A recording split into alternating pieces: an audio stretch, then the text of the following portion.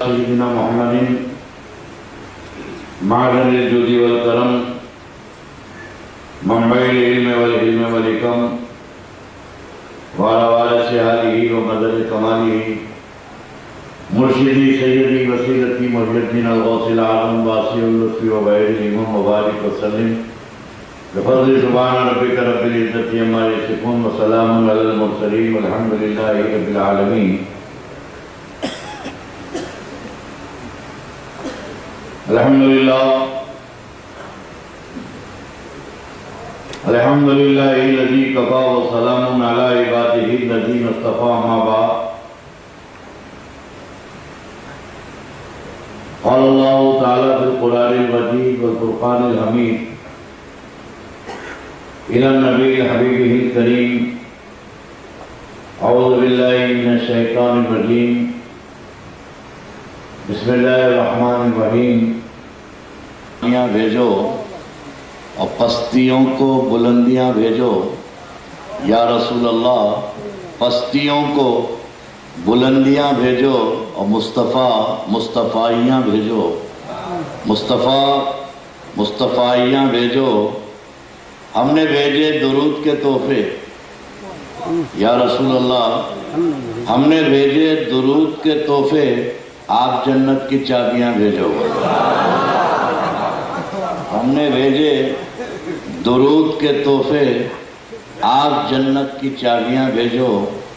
اور یا نبی اپنے پاک ہاتھوں سے، یا نبی اپنے پاک ہاتھوں سے بھوکی امت کو روٹیاں بھیجو. بھوکی امت کو روٹیاں بھیجو. یا نبی اپنے پاک ہاتھوں سے بھوکی امت کو روٹیاں بھیجو. اور چھن گئے تاجداروں کے، چھن گئے تاجداروں کے اپنے پیروں کی جوتیاں بھیجو.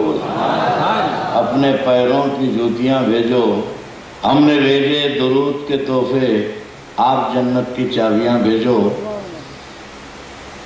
اگر نہیں ملتا گوشتی رہتی قیامت تک یہ پیشانی مجھے، گوشتی رہتی قیامت تک یہ پیشانی مجھے. اور اے جہنم جلتے جلتے ٹھنڈے دل سے غور کر. اے جہنم جلتے جلتے ٹھنڈے دل سے غور کر. کیا بچا سکتے نہیں محبوب سبحانی مجھے، کیا بچا سکتے نہیں محبوب سبحانی مجھے. اور ان کے پیچھے جا رہا ہوں میں خدا کے سامنے، ان کے پیچھے جا رہا ہوں میں خدا کے سامنے. اور کتنی مشکل راہ میں اور کتنی آسانی مجھے ہو رہی، کتنی مشکل راہ میں اور کتنی آسانی مجھے. غوث کو یا غوث کہتے کہتے ہو جاتے ہیں غوث، اور خواجگی مل جاتی ہے تو خواجہ کا دم بھر کے دیکھ. ایک بار عقیدت و محبت کے ساتھ بآواز بلند درود پاک کا نذرانہ پیش فرمائے. اللہم صلی علی سیدنا محمد وعلی آل محمد مبارک وسلم. صلاۃ و سلاما علیک یا رسول اللہ، صلاۃ و سلاما علیک یا حبیب اللہ. برادران ملت اسلامیہ اور میرے ہم وطن بھائیوں، لیکن قابل مبارکباد ہے سید واجد صاحب. کہا جاتا ہے کہ عشق و محبت میں آل اولاد عزت و آبرو سب قربان کر دینا. واجد میاں نے تو اپنی وقت تو قربان کیا ہے آقا و مولا کے ذکر کے لیے. جو اولاد کو قربان کرنے کی بات ہے، وہ جذبے کو آپ دیکھیں کہ بچہ اس وقت ہاسپٹل میں ہے، گلوکوز چڑھایا جا رہا ہے اور یہ جلسے میں موجود ہے. تو یہ اللہ ان کے بچے کو صحت کاملہ عطا فرمائے. یہ اگر جذبہ ہر ایک میں پیدا ہو جائے تو وہ اسلام کا چمن، وہ اسلام کا باغ جس کو آقا مولا علیہ السلام نے اپنے خون پاک سے سینچا ہو، وہ کبھی مرجھا نہیں سکتا. میرے دوستو، پر ٹکر کھا کے گر جائے، سر پھٹ جائے، خون نکل جائے اور اس کو اٹھانے کے لیے سڑک پہ 150 آدمی جمع ہو جاتے ہیں، زخمی کو اٹھانے کے لیے 150 کی ہاتھ لگ جاتے ہیں اور دیکھتے ہی دیکھتے اسے دواخانے میں پہنچا دیا جاتا ہے، کوئی ایمبولینس منگا رہا ہے، کوئی اسٹریچر کو لے رہا ہے، ہاسپٹل لے کے زخمی کو پہنچ جاتے ہیں۔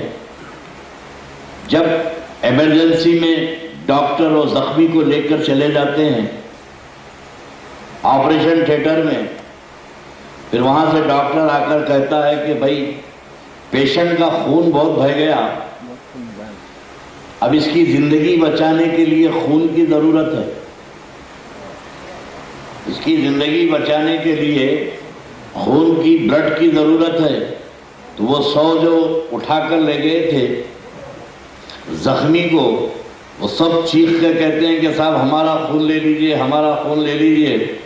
تو ڈاکٹر نے کہا کہ خون لینا کوئی آسان نہیں ہے، پہلے ٹیسٹ کرنا پڑے گا، بلڈ کی میچنگ، خون کا ٹیسٹ کرنا پڑے گا، بلڈ میچ گروپ کرنا چاہیے۔ اگر پیشنٹ کا اے گروپ ہے تو اے گروپ ملنا چاہیے، بی گروپ ہے تو بی ملنا چاہیے، اے پازیٹیو ہے یا بی پازیٹیو ہے۔ جب تک کہ لیبارٹری میں بلڈ کی ٹیسٹنگ نہ ہو اس وقت تک پیشنٹ کو خون نہیں دے سکتے۔ اگر میچ گروپ کا خون ملا تو پیشنٹ کی زندگی ہے، اور غلط خون چڑھا دیا گیا تو پیشنٹ کی حیات ختم ہو جائے گی، موت کا سبب بن جائے گا۔ تو میرے دوستو، زخمی کو بچانے کے لیے سینکڑوں ہاتھ لگ سکتے ہیں، مگر زندگی بچانے کے لیے وہی خون چڑھایا جاتا ہے جو اس کا پیشنٹ کا خون ہو، میچ کرنے والا خون ہو۔ تو بلا تشبیہ و بلا تمثیل جب اسلام کی اشاعت ہو رہی تھی، اسلام پھیل رہا تھا، ہزاروں لاکھوں ہاتھ اسلام کو پھیلانے کے لیے لگ گئے، لیکن جب کربلا میں اسلام دم توڑ رہا تھا تو اس کو بچانے کے لیے کسی اور خون کی ضرورت نہیں تھی، وہاں حسین کے خون کی ضرورت تھی، وہاں حسین وہ آل رسول کے خون کی ضرورت تھی، کیونکہ اب یہاں اشاعت کا مسئلہ نہیں ہے، یہاں اسلام کی حیات کا مسئلہ ہے۔ اشاعت میں تو ہاتھ لگ سکتے ہیں، حیات کے لیے وہی خون لگے جو نبی کا خون ہو، وہی نبی جو نبی کا خون ہو، وہی خون اگر حیات کے لیے، زندگی بچانے کے لیے لگتا ہے تو کربلا ایک ایسا عظیم واقعہ ہے ہر کربلا کے بعد۔ تو اسلام کی زندگی کا مسئلہ ہے، تو دنیا کے لیبارٹری میں تمہارے بلڈ کا ٹیسٹ ہوتا ہے، اور میرے آقا نے اپنی لیبارٹری میں ٹیسٹ کر کے بتا دیا کہ علی دمی کا دمی و لحمی کا لحمی، علی تیرا خون میرا خون ہے اور تیرا گوشت میرا گوشت ہے۔ یہ جتنے عاشقوں کا مجمع ہے،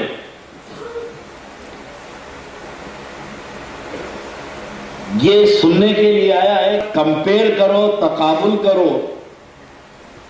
تو آج تھوڑی دیر ہم یہ تحقیق کریں گے کہ دنیا کے خطے میں علماء کا کیا رول رہا اور عرفاء کا کیا رول رہا۔ حدیث شریف میں ہے،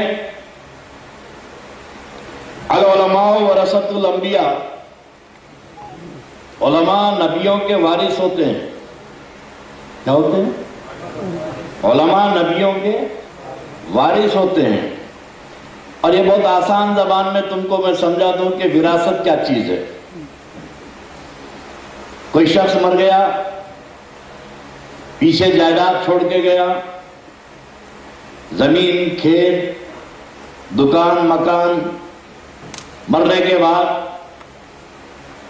یہ قرآن کا قانون ہے، وراثت کا قانون یہ قرآن کا قانون ہے کہ جب کوئی مر جاتا ہے تو اس کا سامان، اس کی جائیداد، اس کی دکان، اس کا بینک بیلنس جو بھی ہو، اس کی اولاد میں تقسیم کر دو۔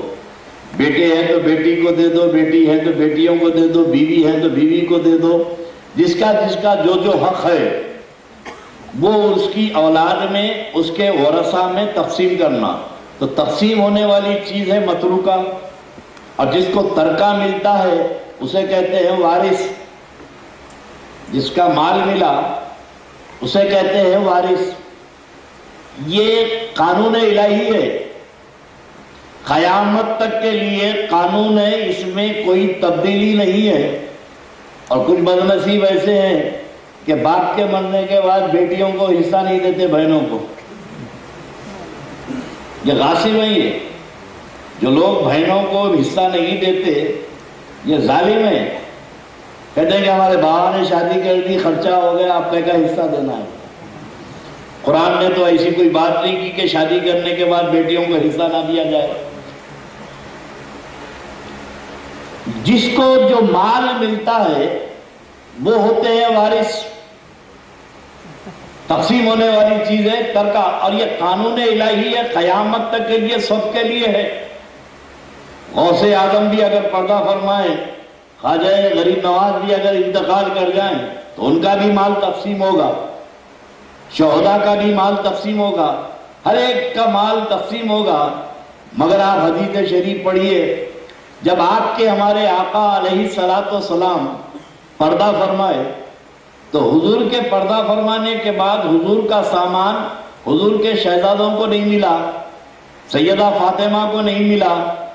حضرت ام المومنین جو اس وقت امہات المومنین باقاعدہ حیات تھی، ام المومنین عائشہ صدیقہ تھی، ام المومنین ام حبیبہ تھی، ام سلمہ تھی، کئی امہات المومنین اس وقت باقاعدہ حیات زندہ تھی. تو یہ سارے کا سارا مال یہ نبی کی بیویوں میں تقسیم نہیں ہوا. نبی کی لخت جگر سیدہ فاطمہ کو نہیں ملا، امام حسن امام حسین لخت جگر شہزادوں کو نہیں ملا، بلکہ حضور کا جو کچھ مال تھا چھوڑا ہوا یہ سب کے سب بیت المال میں جمع کر دیا گیا. بیت المال میں جمع کر دیا گیا. اب توجہ، قانون الہی ہے کہ جب مر جاتے ہیں تو مرنے والے کا سامان اس کی آل اولاد میں تقسیم کر دو. تو پھر نبی کا سامان کیوں تقسیم نہیں ہوا؟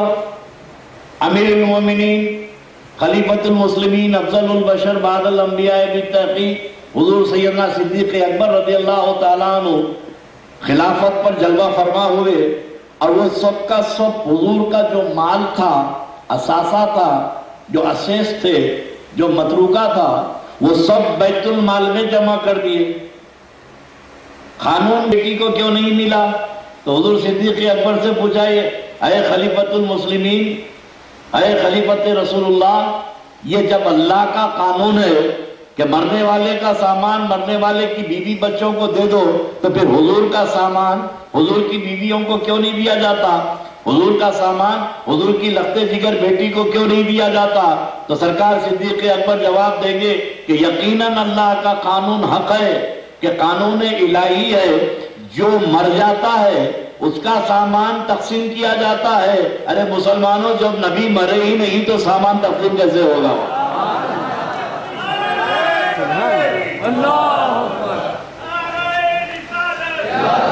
زندگی میں کسی کا مال تقسیم نہیں کیا جاتا. نبی نے پردہ فرمایا ہے.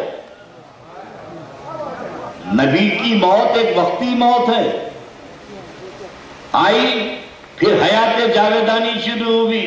اور اس لیے دوستو کہ کسی کا بھی نکاح اس کے مرنے کے بعد عدت گزارے تو بیوی سے نکاح کر سکتے ہیں، مگر نبی کی بیویوں سے نکاح اس لیے نہیں کر سکتے کہ نبی مرے ہی نہیں تو نکاح سے نکلے کہاں؟ اور پھر یہ تو مومنین کی مائیں ہیں. تو سوال یہ پیدا ہوتا ہے کہ پھر یہ علماء وارث کہتے ہوئے میں جب سرکار کا مال ہی نہیں ملا، مال ملنے والے کو وارث کہتے ہیں، تو نبی کا جب مال تقسیم نہیں ہوا تو پھر یہ وارث کیس کے ہوئے؟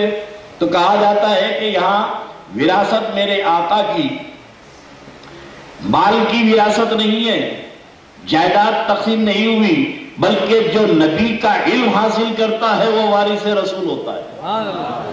اب تقسیم کیا ہوا؟ نبی کا علم تقسیم ہوا. اب یہاں سے ذہن میں رکھو کہ عالم کو کیا ملا؟ نبی کا علم ملا. تو تو اب جو چیز نبی سے ملی وہی تو یہ ثابت کرے گا. بھائی نبی سے اس کو علم ملا تو ثابت کیا کرنا ہے؟ یہ نبی کا علم. اب اگر کوئی کھڑے رہ کے بولے کہ نبی کو پیٹھ پیچھے کا علم نہیں، تو ہم نے کہا کہ اگر نبی کا علم ملتا تو یہ نبی کا علم ثابت کرتا. نبی سے اگر علم ملتا تو یہ نبی کا علم ثابت کرتا. یہ نبی کے علم کا انکار کر رہا ہے، یہ یقیناً یہ نبی کا علم نہیں لیا، یہ نبی کا وارث نہیں ہے، یہ تو شیطان کا وارث ہے. جو چیز جس سے ملتی ہے وہی تو وہ ثابت کرے گا. اب گروپ ہوا علماء سے مراد اللہ تعالیٰ فرماتا ہے کہ علماء اللہ سے ڈرنے والے ہیں. سب سے زیادہ کون ڈرتے ہیں؟ علماء. اور آج کے دور میں دیکھیں تو سب سے زیادہ لیڈر یہی ہے.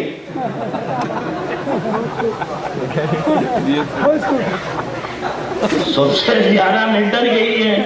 اللہ تو فرما رہا ہے کہ علماء ڈرنے والے ہیں، اور حالات بتا رہے ہیں کہ مدرسے کا ہے تو کھا گئے، مسجد کا ہے تو کھا گئے، یہ کھا گئے وہ کھا گئے. اگر ڈر اور خوف ہوتا تو کوئی عالم کوئی غلط حرکت نہیں کرتا. تو اب تم کو الگ کرنا پڑے گا. ایک ہے کتاب کے پڑھنے والے، ایک ہے کتاب سے علم لینے والے، اور ایک ہے سینے سے علم لینے والے. اب دو گروپ ہوئے. کتاب سے علم لینے والے تو شیخ الحدیث بن گئے، جو کتاب کا پڑھنے والا ہے یہ مفتی بن گیا، یہ کتاب کا پڑھنے والا شیخ التفسیر بن گیا، اور جو سینے سے لے لیا وہ غریب نواز بن گیا، وہ بندہ نواز بن گیا. سینے کا علم اور ہے، کتاب کا علم اور. اب العلماء سے مراد العرفاء. کیونکہ اور ایک چیز یہ علماء بیٹھے ہیں، ان سے پوچھئے کہ وراثت کسبی چیز نہیں ہوتی. وراثت محنت کر کے کوئی وارث نہیں ہوتا. باپ مرا بیٹا وارث ہو گیا، اس میں محنت کیا لگی؟ تو وراثت جو ہوتی وہ وہابی چیز ہوتی، عطائی. وہابی کا مطلب اللہ کی عطا. عطا سے یہ وارث ہوتا ہے، محنت کر کے وارث نہیں ہوتا. کتاب پڑھ کے کوئی وارث نہیں ہوتا، 10 سال مدرسوں میں رہ کے وارث نہیں ہوتا. اب وراثت محنت کی اور وراثت عطائی میں کتنا فرق ہے کہ 1400 سال کی تاریخ ڈھونڈ ڈالو، چیلنج ہے. 1400 سالہ تاریخ کھنگال ڈالو، ہر دور میں مولوی سے لڑے ہیں، مگر کوئی اللہ کا ولی سے نہیں لڑا. کبھی نہیں بتا سکیں گے کہ خواجہ میں غوث میں اختلاف تھا، کبھی نہیں بتا سکیں گے محبوب الہی میں کسی اور ولی سے اختلاف تھا، بندہ نواز کا کسی ولی سے اختلاف تھا. ہر دور میں مولوی کو اختلاف رہا ہے، اللہ کے ولی کو کسی سے اختلاف نہیں رہا. بہت اچھی. اب کیا پتا چلا؟ جس کو معرفت خدا بندی ہو جاتی ہے اس کے پاس جھگڑے ختم ہو جاتے ہیں. جو پا لیتا ہے، اصل چیز ہے خدا کو پانا. یہ جھگڑے کب ہوتے ہیں؟ تو اور میں کے جب اپنے میں رہتے ہیں، میں پنے میں رہتے ہیں. جب یہ میں سے نکل جاتے ہیں، جب اس کو دیکھ لیتے ہیں تو سارے جھگڑے بند ہو جاتے ہیں. حقیقت یہ ہے، ایک ضعیف شخص حج کو جا رہا تھا. اب زمانے میں حج کو جانے کے لیے بڑی تیاریاں ہوتی تھی. پہلے سے سامان خریدنا بھی، مہینوں کا سفر ہوتا تھا، اونٹوں پہ گھوڑوں پہ سواری پہ. یہ تیاری ایک بڑے حضرت کا پوترا،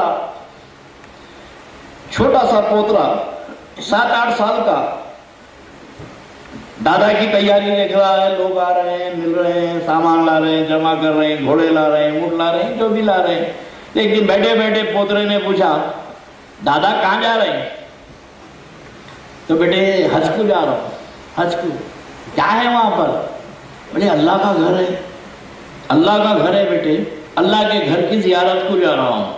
تو پوترا تھا چھوٹا، بولا اللہ کے گھر کو جا رہے ہیں تو گھر والے سے ملاقات ہوتی کیا؟ میں جب اللہ کے گھر کو جا رہے ہو تو دادا گھر والے سے بھی ملتے کیا؟ تو دادا بولے بیٹے ایسے بڑے باتیں نہیں کرنا، ایسے نہیں، گھر کو جا کے آ رہے، گھر جا کے آ جاتے ہیں۔ تو پوترا بولا ایسے گھر کو جا کے کیا فائدہ تھا، گھر والے سے ملاقات نہ ہو۔ کیا کرتے گھر کو جا کے؟ گھر والے سے ملے بغیر آ جاتے ہیں۔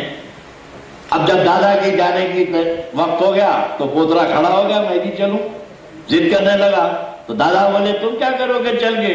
تو بولا تم گھر کو دیکھو، میں گھر والے سے ملتا ہوں۔ تم گھر کو جاؤ، میں گھر والے سے ملتا ہوں۔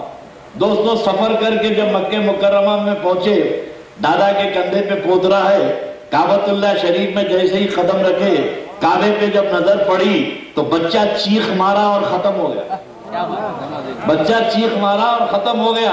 اب بوڑھے دادا کے ہاتھ میں بچے کی لاش ہے، کعبۃ اللہ شریف پہ نظر ڈالا کہ مولا یہ بے سر و سامانی کے عالم میں بڑھاپے میں میرا پوترا ختم ہو گیا، تیرے گھر میں آتے ہی مجھے کیوں صدمہ ملا؟ تو غیب سے آواز آئی کہ اے آنے والے، تو اپنا کام کر، تو گھر کے لیے آیا، گھر کو دیکھ لے، وہ گھر والے کو دیکھ لیا، وہ گھر والے کو دیکھ لیا۔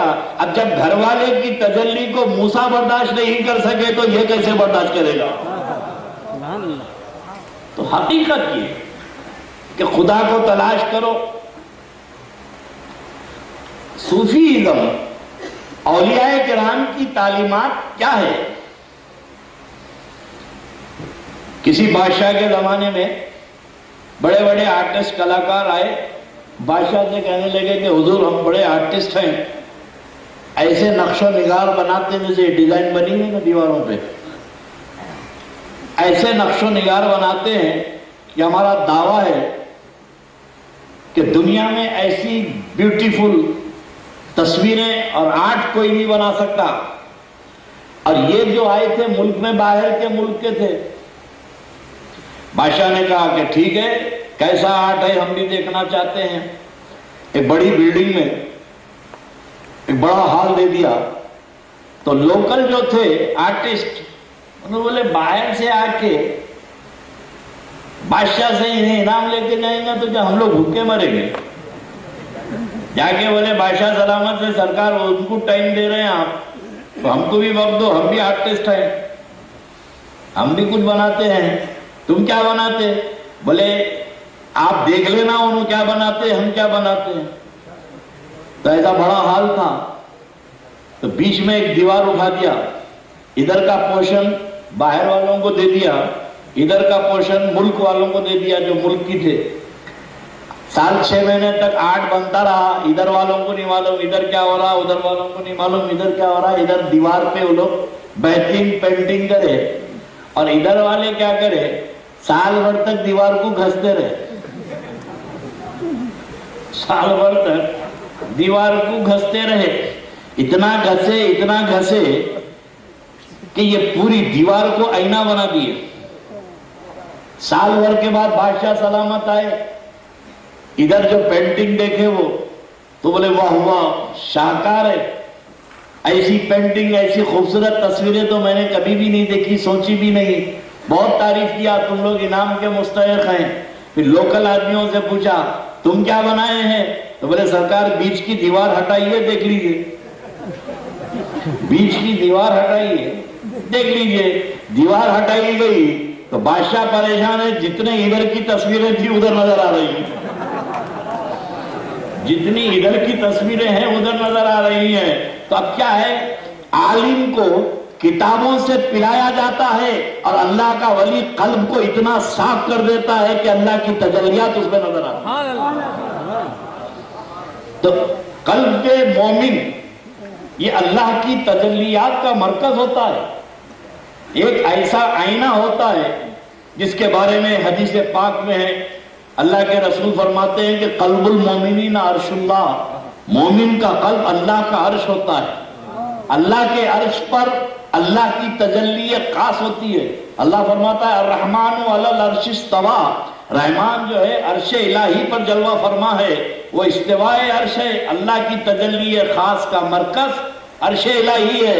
اور مومن کا قلب اتنا صاف ہو جاتا ہے کہ یہاں بیٹھے بیٹھے عرش الہی بنا لیتا ہے. اور وہ تجلی جو عرش الہی پر ہوتی ہے وہ مومن کے قلب پر ہوتی ہے. ایک شخص خواب دیکھا کہ میں اللہ کے عرش کو سر پہ اٹھا کے جا رہا ہوں. تعبیر پوچھا، کافی لوگوں سے پوچھا، بڑے بڑے معبرین سے، خواب کی تعبیر بتانے والوں سے پوچھا. لوگوں نے کہا بھئی کیا تعبیر دے سکتے ہیں، ہمیں تو سمجھ میں نہیں آتا، اللہ کا عرش تم سر پہ اٹھا کے جا رہے ہو. بغداد جاؤ، ایک شخصیت ہے جو تمہارے خواب کی تعبیر بتائے گی، وہ جنید بغدادی ہے. بغداد میں جب پہنچا تو اسے اطلاع ملی کہ حضرت جنید بغدادی کا انتقال ہو گیا ہے. جن سے خواب پوچھنے آیا تھا ان کا انتقال ہی ہو گیا. لاکھوں کا مجمع جنازے میں، اللہ کے ولی کا سید الطائفہ ہیں، لاکھوں کا مجمع ہے.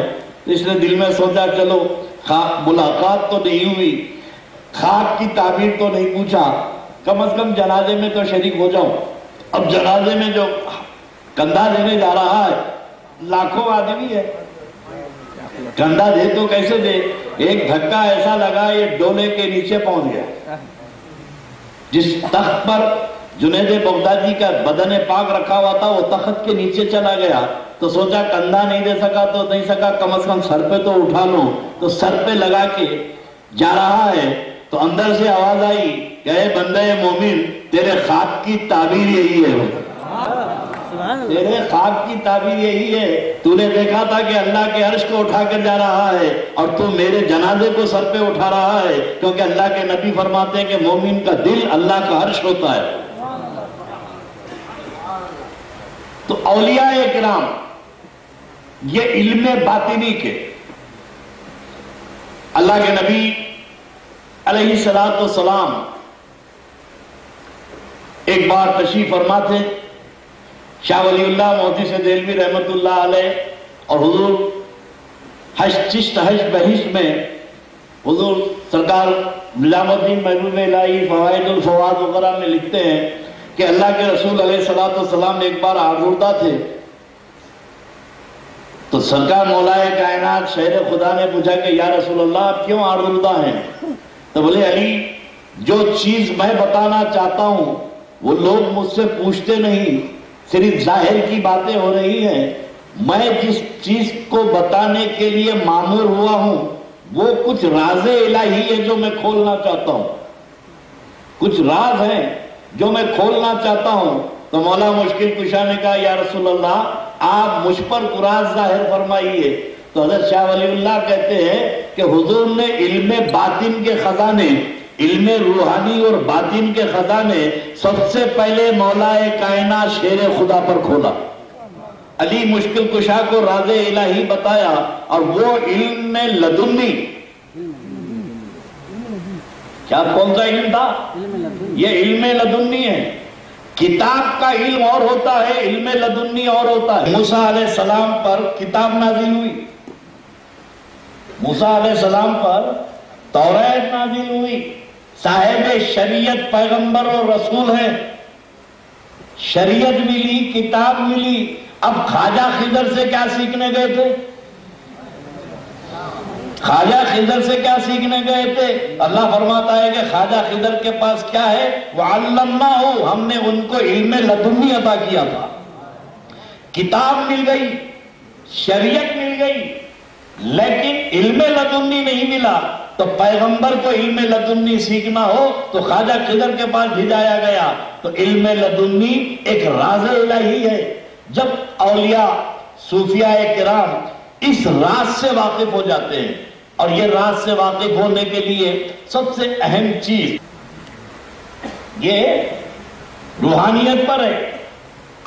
ہر دور میں علماء کا کردار اور صوفیوں کا کردار آپ دیکھیں. یاد کیجئے بغداد کی سرزمین ہے اور اس وقت کے سب سے بڑے عالم حضرت مولانا روم رحمت اللہ علیہ. اور مولانا روم کے علم کا تو یہ عالم ہے کہ آج ساری دنیا کے علماء کا علم جمع کر لو تو ایک مولانا روم کے ایک دن کے علم کی برابری نہیں کر سکتا. کیسا علم تھا مولانا روم کو ساری دنیا سے لوگ کھینچے حضرت مولانا روم کے پاس آ رہے تھے پڑھنے کے لیے. ہر فن کے وہ امام تھے, ہر علم کے وہ امام تھے. ہزاروں, یعنی یہاں تک کہ مولانا روم کو پڑھانے کے لیے کوئی کلاس روم بس نہیں ہوتی تھی.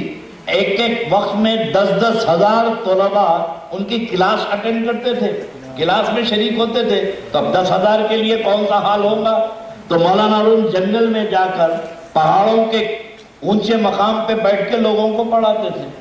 اب تشنگان علم اپنی پیاس بجھا رہے ہیں, مولانا روم کے پاس سید علماء بن کے نکل رہے ہیں. انہی کے زمانے میں یہ تو کتاب کے عالم تھے. مولانا روم کتاب کے عالم تھے. انہی کے دور میں ایک اللہ کے ولی بھی تھے, شمس تبریز. نہ کتاب کا علم تھا, نہ ہوش و حواس تھے, ننگے سر ننگے پاؤں, بال کھلے ہوئے ہیں, ببول کے کانٹے سے پن کی جگہ استعمال کر رہے ہیں. عجیب پراگندہ حال ہے, مست قلندر ہے, کبھی ادھر چلے جاتے کبھی ادھر چلے جاتے. اسی حالت میں ان کی زندگی گزر رہی ہے. کسی طریقے سے یہ چلتے چلتے جنگل میں گئے تو دیکھا کہ 10,000 طلباء جمع ہیں اور ایک صاحب اونچے ٹبے پہ بیٹھ کر ان کو پڑھا رہے ہیں. صفوں کو چیرتے ہوئے حضرت سامنے چلے گئے. شناسائی تو تھی نہیں, مولانا روم تو جانتے نہیں تھے یہ کون ہے. کبھی دیکھا ہوگا کوئی دیوانہ ہے, پاگل ہے, واقفیت نہیں تھی. آمنا سامنا ہوا. اب کتاب کا علم اور سینے کا علم دیکھیے. کتاب کے علم میں مولانا روم کا کوئی ثانی نہیں تھا, ان کا کوئی ہاتھ پکڑنے والا نہیں تھا. ہر فن کے امام تھے, ہر علم ان کے پاس ازبر تھا. آمنا سامنا ہوا, فیس ٹو فیس ہوئے تو حضرت مولانا روم دیکھ کے بولے یہ دیوانہ یہاں کیا آ گیا, ڈسٹرب کر رہا ہے. سامنے آ کے کھڑا ہو گیا. دونوں ایک دوسرے کو دیکھے تو حضرت مولانا روم سے شمس تبریز نے پوچھا, جو اتنی موٹی کتاب تھی جو پڑھا رہے تھے, پوچھا کہ مولوی اینچے کیست, مولوی یہ تیرے سامنے کیا رکھا ہے.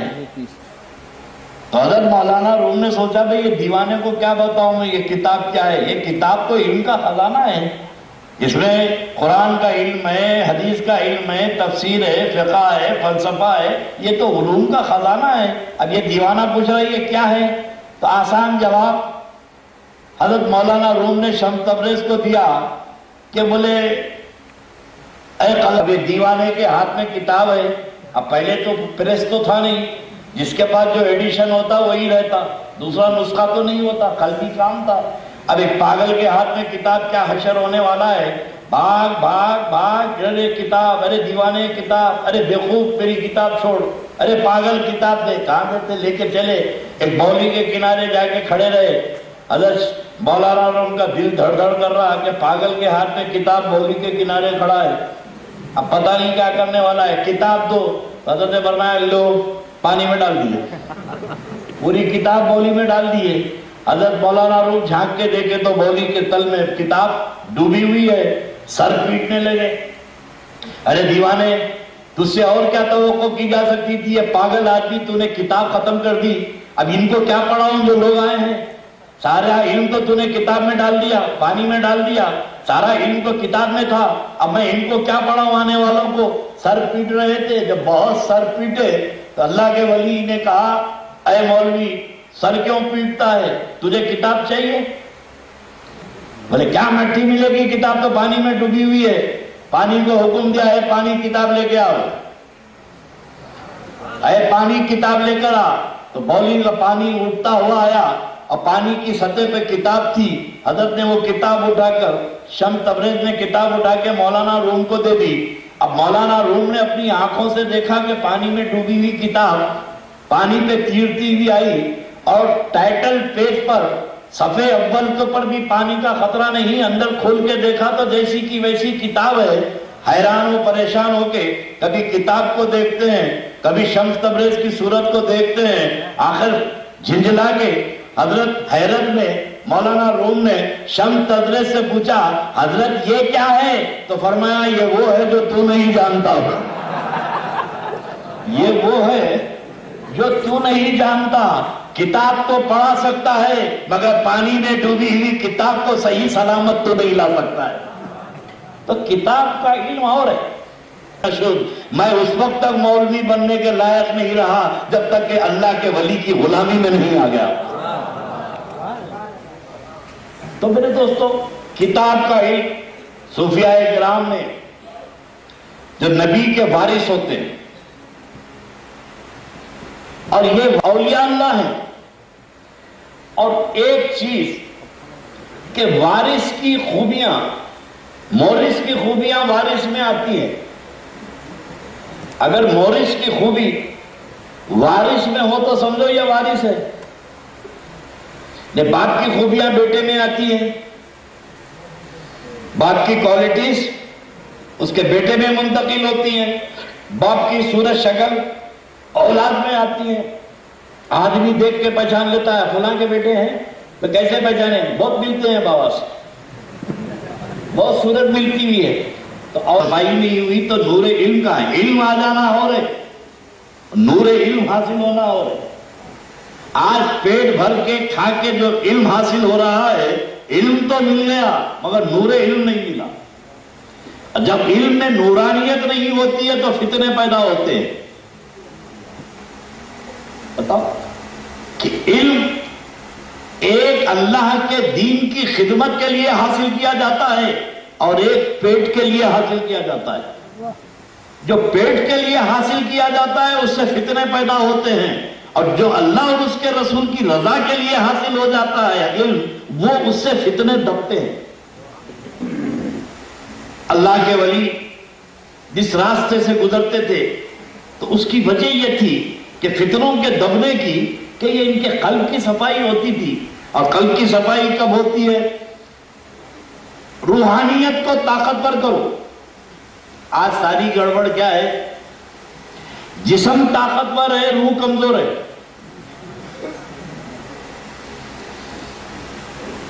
بڑے سے بڑے پہلوان ہیں، ایکسرسائز کر رہے ہیں، 500 ڈن مار دیے، 1000 بیٹھک مار دیے، شام میں 5 لیٹر دودھ، صبح 5 لیٹر دودھ، کیا طاقت کرے؟ باڈی کو طاقتور بنائیں، کتنے بھی بڑے طاقتور بن جائیں، خدا کی قدرت کے آگے فیل ہے سو۔ وہ بڑا خلی خلی خلی خود ناچ رہے تھے کہ بڑا ریسلر امریکہ سے آیا، دلی میں استقبال کر رہے، کھلی، بڑا کھلی ہوں گا، پھلی ہوں گا، چکن گنیا کا مچھر کاٹا تو کھلی بھی اگڑیا تھا۔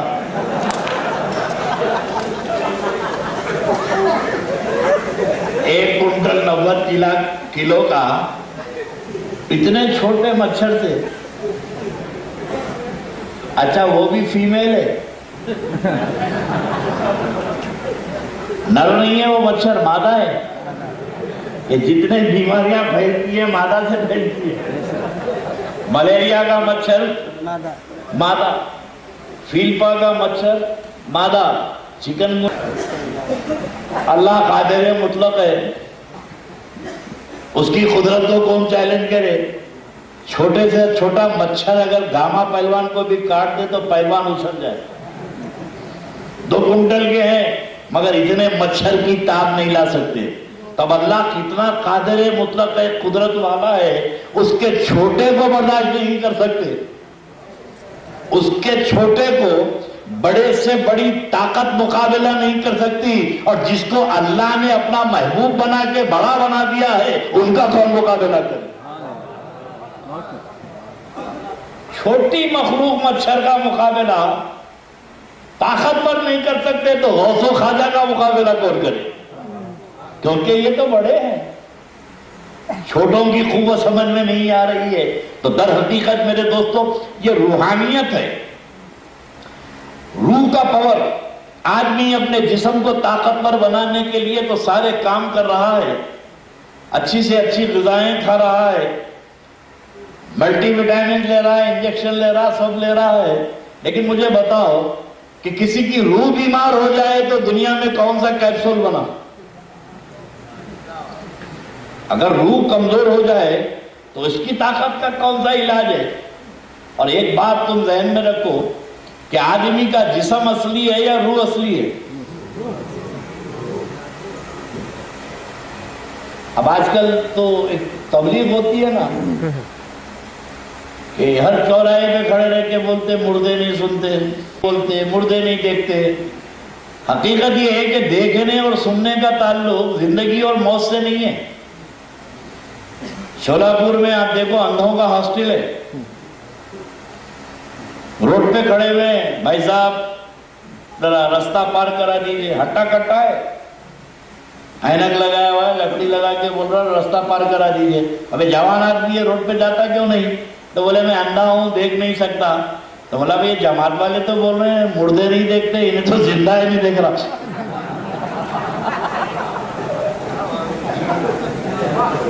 بھئی یہ کون سی تبلیغ ہے؟ مردے نہیں دیکھتے، مردے نہیں دیکھتے، انہیں تو زندہ ہی نہیں دیکھ رہا۔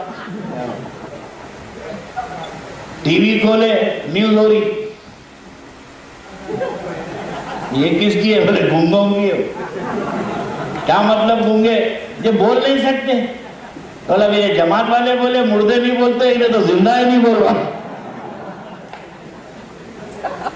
تو دیکھنے اور سننے کا تعلق زندگی اور موت سے نہیں ہے،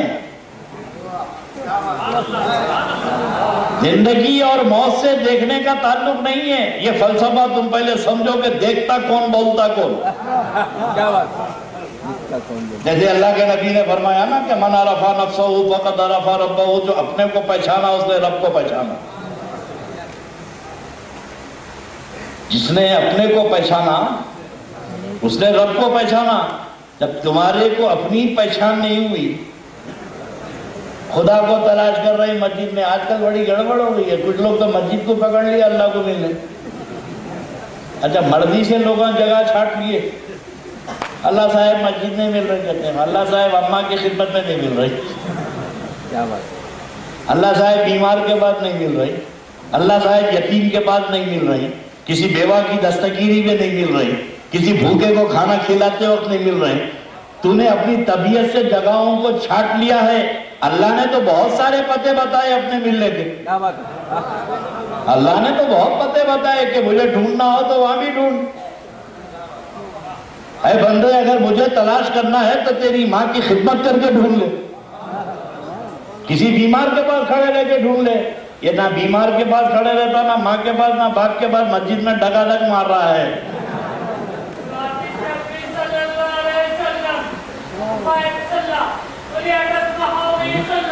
سنو، اللہ نے اپنے ٹھکانے بتائے، مجھے تلاش کہاں کہاں کرو۔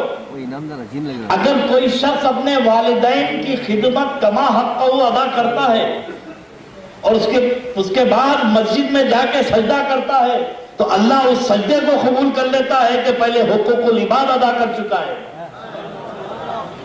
حقوق العباد ادا کر چکا ہے۔ اور میں تو لوگوں سے اکثر کہتا ہوں کہ ساری پریشانی کا مرشدوں کے بعد دعا کو جا رہے ہیں، یہاں دعا کو جا رہے ہیں، وہاں دعا کو، درگاہوں کو دعا کو جا رہے ہیں، حضرت دعا کیجئے۔ تو ایک صاحب سے میں نے پوچھا بھائی جگہ جگہ دعا کو تو جا رہا، ماں کی دعا لیا، ماں کی دعا لیا؟ بولے نہیں لیا۔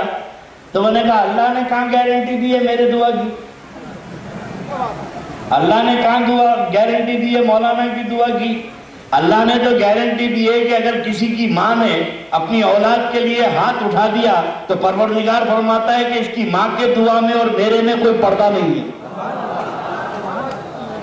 تو دعاؤں کا خزانہ تو گھر میں ہے، جہاں تجھے لینا چاہیے تھا وہاں تو نہیں لیا، اور گلی گلی پھر رہا ہے دعاؤں کے لیے۔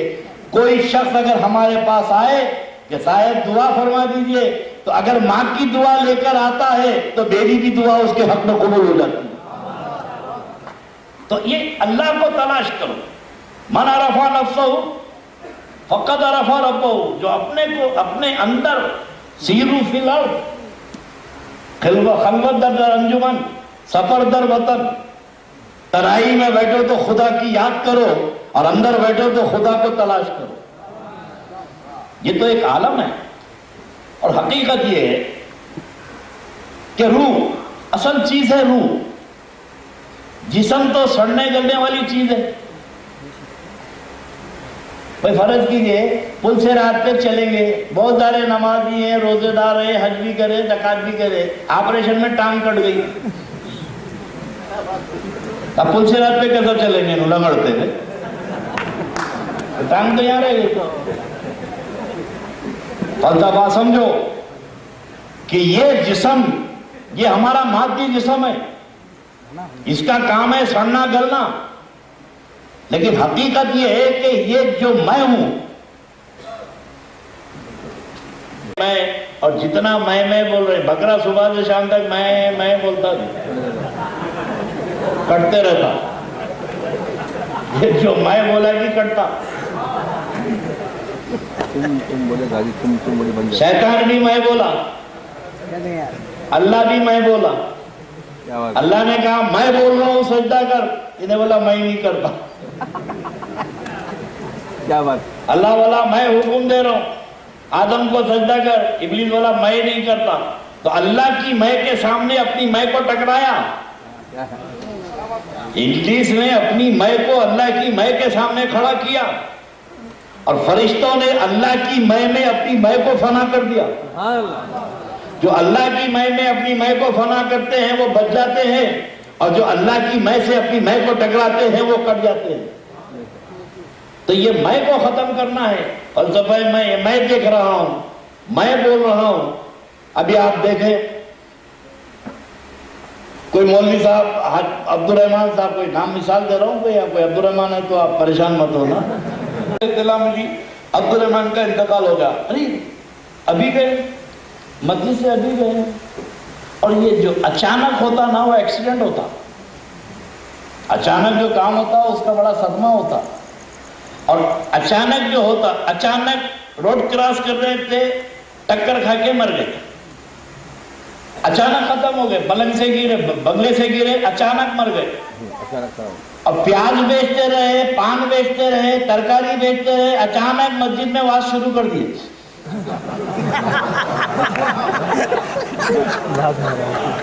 ٹھیلے پہ ترکاری بیچ رہے ہیں، اچانک شروع کر دیا بات. بھئی یہ کون ہے؟ تو بولے یہ مولوی اچانک ہے. تو اچانک جو ہوتا وہ ایکسیڈنٹ ہوتا. ایکسیڈنٹ، انتقال ہو گیا عبد الرحمان صاحب کا. پورے محلے کے مصلی بولے بھئی ابھی تو گئے ہیں، چلے گئے وہاں گئے. تو عبد الرحمان صاحب مسجد میں، گھر میں، ڈرائنگ روم میں لیٹے ہوئے ہیں، اینک لگائے ہوئے ہیں، ٹوپی پہنے ہوئے ہیں، کوئی کپڑے کرتا پائجامہ، تخت پہ لیٹے ہوئے ہیں. باجد میاں بھی گئے، امام صاحب بھی گئے، سب مل کے گئے. اب ان کے باوا اندر سے نکلے عبد الرحمان صاحب کے. باجد میاں کو لپٹ کے بولے باجد میاں عبد الرحمان چلا گیا، عبد الرحمان چلا گیا. اب انہوں بولے چچا صبر کرو صبر کرو. پھر ان کا بیٹا آ کے ملا، باجد بھائی باوا چلے گئے، صبر کرو صبر کرو. ایک ایک بول رہے چلے گئے چلے گئے. مطلب کہاں گئے؟ وہ تو لیٹے ہوئے ہیں نا. عبد الرحمان تو لیٹا ہوا ہے، عبد الرحمان تو لیٹا ہوا ہے. ان کے بابا بول رہے ہیں عبد الرحمان چلا گیا. عبد الرحمان کے ہاتھ موجود ہے، پاؤں موجود ہے، جسم موجود ہے، ایز اٹ از وہ لیٹے ہوئے ہیں. اور ہر ایک بول رہا عبد الرحمان چلے گئے عبد الرحمان چلے گئے. تو میں نے ہاتھ پکڑ کے پوچھا بھائی یہ کون ہے؟ پھر یہ جو تخت پہ لیٹے ہیں یہ کون ہے؟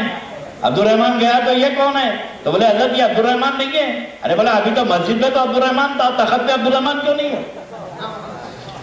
مسجد سے نکلا تو عبد الرحمان تھا، یہ تخت پہ لیٹنے والا عبد الرحمان کیوں نہیں ہے؟ تو پھر ہے کون یہ؟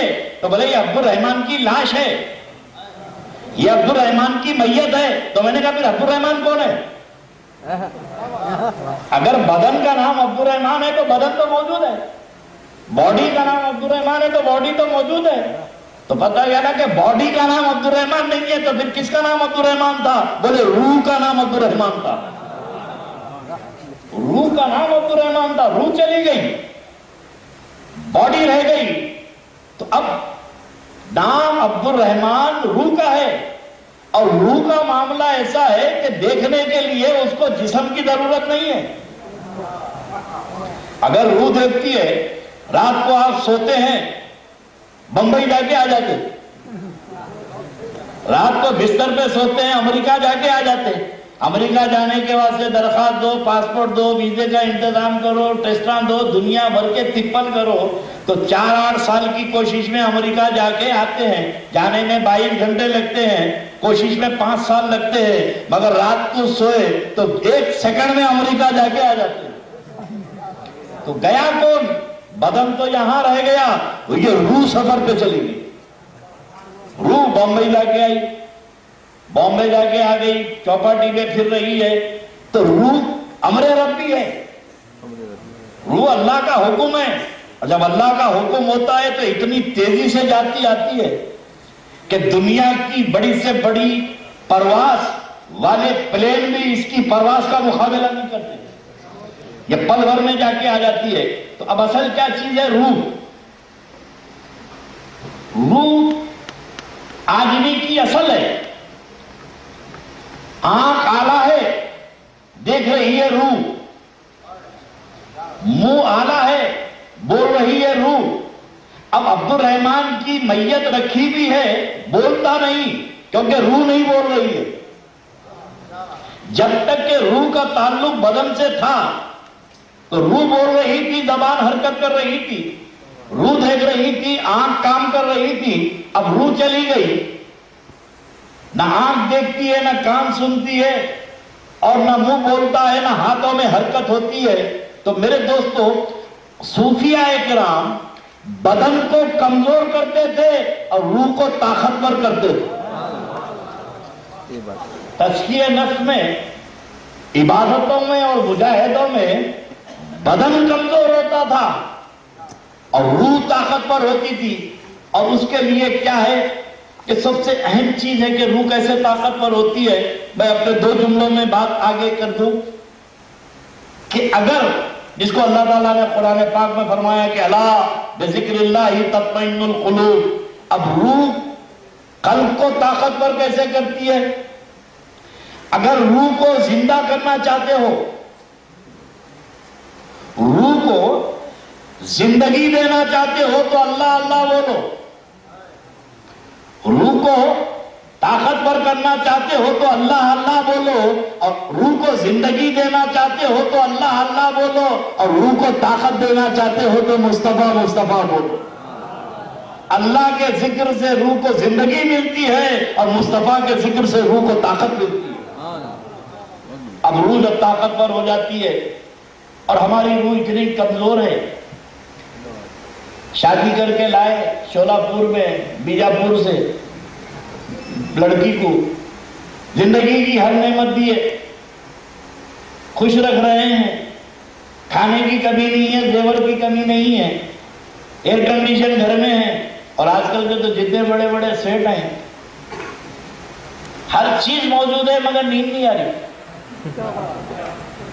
بس ایئر کنڈیشن کمرہ ہے، ایئر کنڈیشن کار ہے، ایئر کنڈیشن بینک بیلنس ہے، رات دولت کی کمی نہیں ہے مگر گولی کھائے بغیر سوتا نہیں۔ بھائی کیوں بے چین ہے؟ اے سی میں کیوں نیند نہیں آ رہی؟ بہت تکلیف ہے، رات بھر بے چین رہا، انہیں سمجھ رہا ہے کہ بدن بے چین ہے۔ ارے اندھے، بدن کے آرام کے لیے تو نے 50,000 کا بیڈ خریدا، اب آج کل تو بڑے بڑے سیٹوں کے گھر میں بیڈ روم میں جتنا خرچہ نہیں ہوتا اتنا باتھ روم میں ہوتا۔ 10 لاکھ روپے خرچ ہوئے ٹوائلٹ پہ، 20 لاکھ روپے خرچ ہوئے ٹوائلٹ پہ، سنڈاس پہ، تو انہوں نے کہا 24 گھنٹے یہی رہتا کیا؟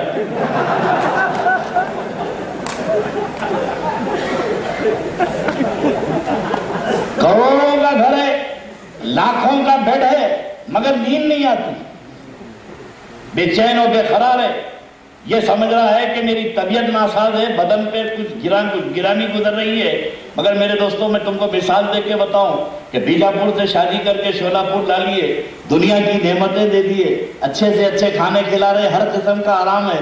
میکے والے جب بچی سے ملنے آئے تو دیکھا کہ بچی دبلی ہے، لاغر ہے، کمزور ہے، کمرے میں جا کے پوچھے بیٹا سسرال والے ستا رہے ہیں کیا؟ بولے اماں بہت آرام ہے، تمہارے گھر میں جتنا آرام نہیں تھا اس سے زیادہ آرام ہے، کھانے کو نہیں ہے کیا؟ بولے اتنی نعمتیں ہیں کہ صبح سے شام تک ہم لوگ بانٹتے ہیں، زیور پنا رہے ہیں، ہیرے پنا رہے ہیں، ہر چیز کا آرام ہے، گھر پہ موٹر ہے، نوکر ہے، بھائی سب کچھ ہے تیرے پاس، تو پھر تو دبلی کیوں ہے؟ کیوں دبلی ہے؟ تو رو کے بولی کہ اماں شادی کے وقت تمہارے داماد ایک ہی بات بولے، اب یہ تمہارا گھر ہے، آج کے بعد اپنے میکے مت جانا، آج کے بعد اپنے میکے مت جانا، بس رہ رہ کے گھر کی یاد ستاتی ہے، ہر چیز کا آرام ہے مگر دل میرے میکے میں اٹکا ہوا ہے، اگر تمہارے پاس آتی جاتی رہی تو یہ میری حالت نہیں ہوتی۔ تو میرے دوستو جو چیز جہاں کی ہے وہاں آتے جاتے رہے تو سکون ہوتا ہے۔ اب روح کا تعلق امر ربی ہے، روح ہمارے جسم میں آئی اور روح کو قرار کیسے ملے، روح کو استقرار کیسے ملے؟ جب اللہ رب تبارک و تعالیٰ نے آدم کو پیدا کیا، تخلیق کی آدم کی، آدم علیہ السلام کا سانچہ بنا، تو روح کو حکم ہوا کہ اے روح آدم کے جسم میں چلا جا، اور روح اللہ کے حکم سے آدم کے جسم میں گئی اور چکر لگا کے باہر آ گئی، باہر آ گئی۔ پروردگار نے پوچھا کہ اے روح تو آدم کے جسم میں ٹھہری کیوں نہیں؟ تو بولے مولا وہاں تو اندھیرا ہے، وہاں تو اندھیرا ہے، وہاں تو گھٹا ٹوپ ہے اور وحشت ہے، ایسے ماحول میں میں نہیں رہ سکتی۔ تو پروردگار نے فرمایا کہ ٹھیک ہے، وہاں اندھیرا ہے تو میں اجالا کر دوں گا، اور وحشت ہے تو سکون کا انتظام کر دوں گا۔ تو نور محمدی کو حکم ہوا اے نور پاک مصطفیٰ آدم کے جسم میں داخل ہو جا۔ جیسے ہی نور مصطفیٰ آدم کے جسم میں گیا اور روح کو حکم ہوا روح جا، تو پہلے گئی تھی واپس آ گئی، اب گئی تو ٹک گئی۔ تو اب روح کو قلبی سکون اس وقت ہوگا جب تمہارے دل میں عظمت مصطفیٰ ہوگی، محبت رسول ہوگی، سرکار کی عظمت اور محبت ہوگی، تو روح کو قرار ملے گا، اللہ کا ذکر ہوگا۔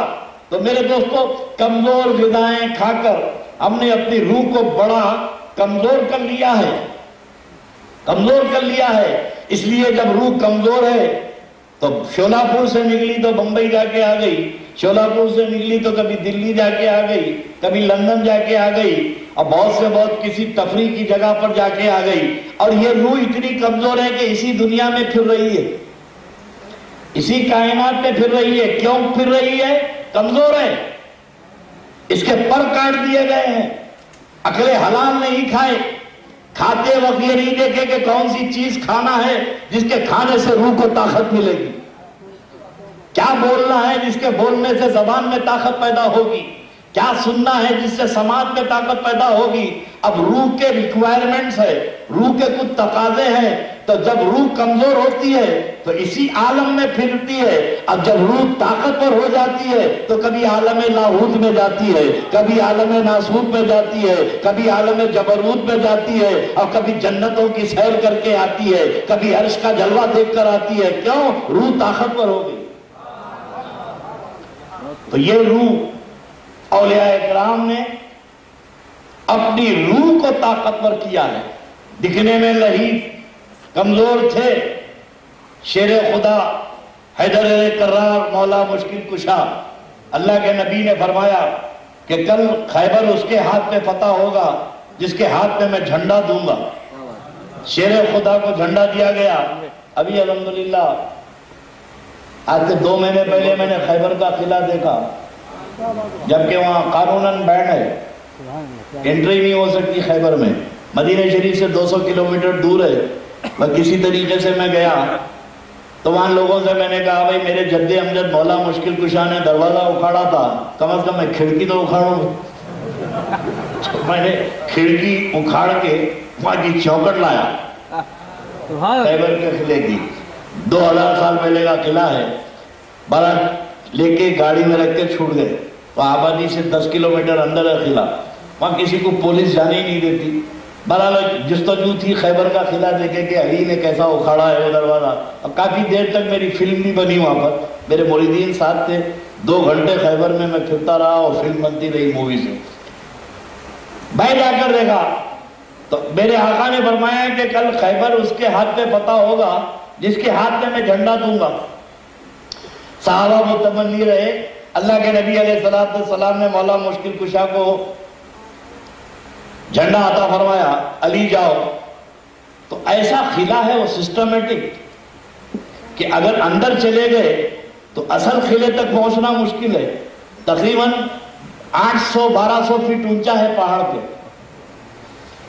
اور کئی گیلری سے, گلیوں سے, بازاروں سے گزر کے جانا پڑتا ہے. میں نے کہا کیسا میرے آقا نے پتہ کیا, اندر داخل کیسے ہوئے؟ اصل قلعے میں آنا مشکل ہے, پھر وہ قلعے کے اندر ایک قلعہ. دماغ کام نہیں کرا, مگر میرے آقا کا پاور تھا, میرے نبی کا پاور تھا. تو میں نے کہا کہ نا بھائی, جو مورث ہوتا ہے, جس کے وہ وارث ہوتے ہیں, ان میں وہ پاور آتا ہے. اب علی وارث رسول ہیں, اب نبی کا پاور کیسے آیا؟ علی میں نبی کا پاور ہے کیونکہ علی وارث رسول ہیں. اس لیے میرے آقا نے فرمایا علی تم کو بھیج رہا ہوں. اب مورث نبی ہے تو نبی کے کمالات مشکل کشا میں کیسے آئے کہ میرے آقا کیا ہے؟ یہ تو صحابہ کی زبان تو سنو, لیکن جو دشمن تھا, جو دشمن ہے, وہ بھی جانتا تھا کہ میرے مصطفیٰ کے پاس پاور کتنا ہے. بخاری شریف کی حدیث ہے, ابو جہل آیا, آگے کہنے لگا کہ اے محمد صلی اللہ علیہ وسلم آپ نبی ہیں؟ حضور نے فرمایا بے شک میں اللہ کا نبی ہوں, بے شک میں اللہ کا نبی ہوں. تو بولے اگر آپ نبی ہیں تو ذرا چاند کے 2 ٹکڑے تو کیجئے, چاند کے 2 ٹکڑے تو کر کے بتائیے. اللہ کے نبی نے یہ نہیں کہا کہ بھئی میں نے کب کہا ہے کہ میں نبی ہوں تو میرے پاس یہ طاقت ہے, میں نے کب دعویٰ کیا ہے کہ میں چاند کے 2 ٹکڑے کر سکتا ہوں. میرے کو ارشادات تجھے ملے کہ مسلمانوں میں نبی ہوں, چاند کے 2 ٹکڑے کر سکتا ہوں, میں نے کب کہا؟ اللہ کے نبی نے کچھ نہیں کہا, مگر ابو جہل تقاضا کیوں کر رہا ہے؟ توجہ, ابو جہل ڈیمانڈ کیوں کر رہا ہے؟ ابو جہل مشرک ہے, وہ آگے کہہ رہا ہے کہ اے محمد اگر تم نبی ہو تو چاند کے 2 ٹکڑے کر کے بتاؤ. تو ابو جہل بھی حالت شرک میں یہ سمجھتا تھا کہ جو نبی ہوتا ہے اس کے پاس یہ پاور ہوتا ہے, جو نبی ہوتا ہے اس کے پاس یہ پاور ہوتا ہے. تب ان لوگوں سے میں پوچھتا ہوں, انہیں شرک میں نبی کے پاور کو مانتا تھا, تو کلمہ پڑھ کے کیوں انکار کر رہا ہے؟ اے محمد اگر تم نبی ہو تو چاند کے 2 ٹکڑے کر کے بتاؤ. تو آقا و مولا نے انگلی کا اشارہ کیا, چاند کے 2 ٹکڑے کر دیا, چاند کے 2 ٹکڑے کر دیا.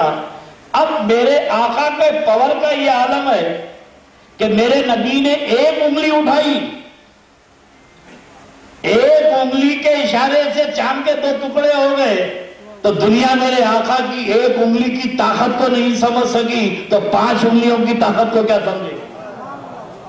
یہ تو نبی مورث ہے, اور وارث میں وہ خوبی آئی کہ فرمایا علی جاؤ خیبر کو فتح کرو. تو مورث کی خوبیاں وارث میں آتی ہیں. علی مشکل کشا گئے, اتنا بڑا دروازہ, ادھر سے تیروں کی بارش ہو رہی ہے, پہاڑ پہ سے, قلعے پہ سے بچنا مشکل ہے. علی مشکل کشا کود کے پہنچے اور خیبر کے دروازے کو اکھاڑے اور خندق پہ ڈال دیے.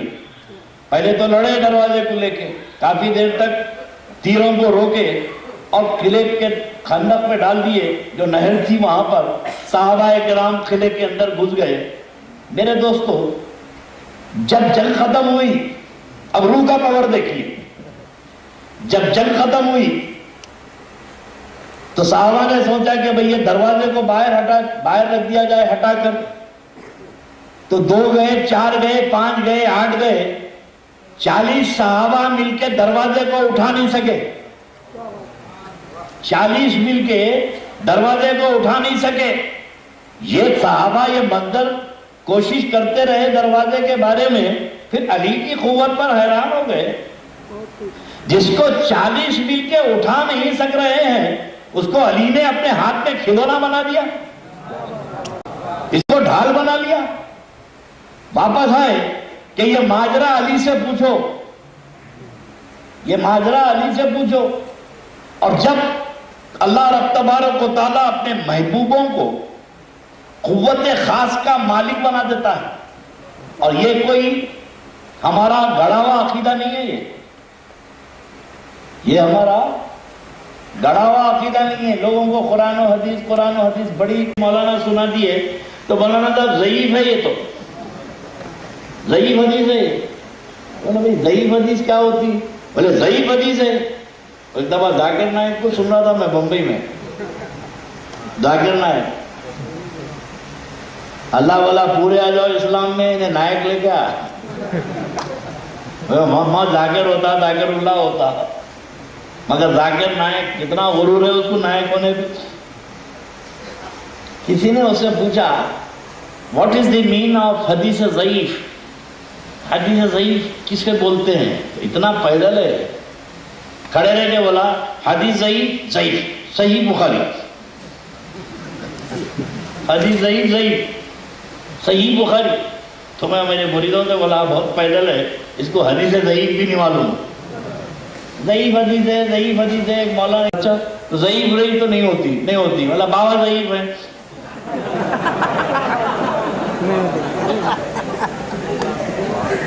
بابا نہیں ہے، کس نے کہہ دیا حدیث ضعیف؟ بولے تو حدیث نہیں ہوتی. یہ سب تعلیم نہ ہونے کی وجہ سے، علم نہ ہونے کی وجہ سے ہے. تو اللہ کے رسول علیہ السلام کا پاور، یہ روحانی پاور کیا ہے؟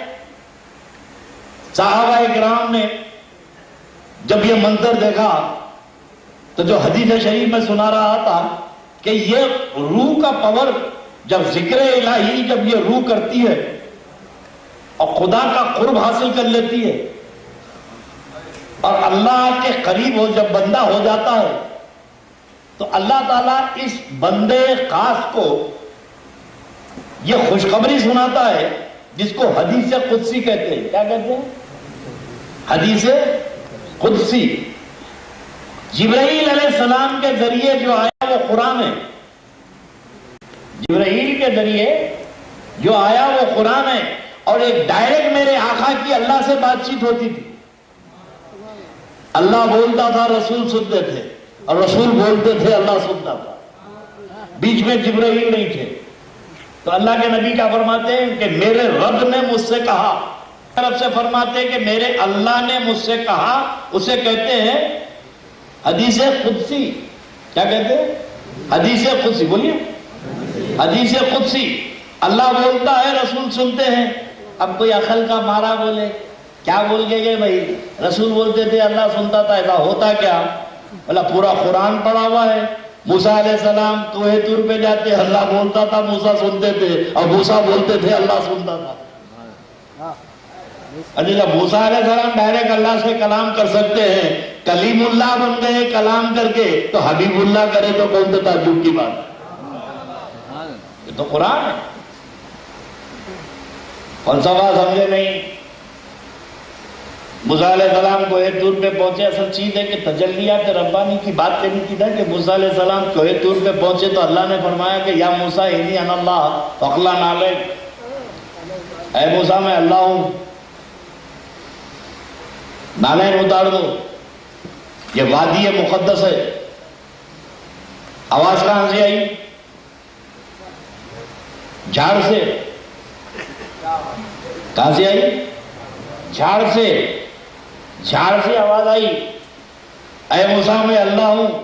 تو موسیٰ علیہ السلام ادب سے کھڑے رہ گئے، نالین اتارے، جھاڑ کے سامنے کھڑے رہ گئے. کیا موسیٰ علیہ السلام کو معلوم تھا یہ اللہ ہے؟ جھاڑ اللہ ہے. موسیٰ نہیں جانتے تھے کہ جھاڑ اللہ نہیں ہے.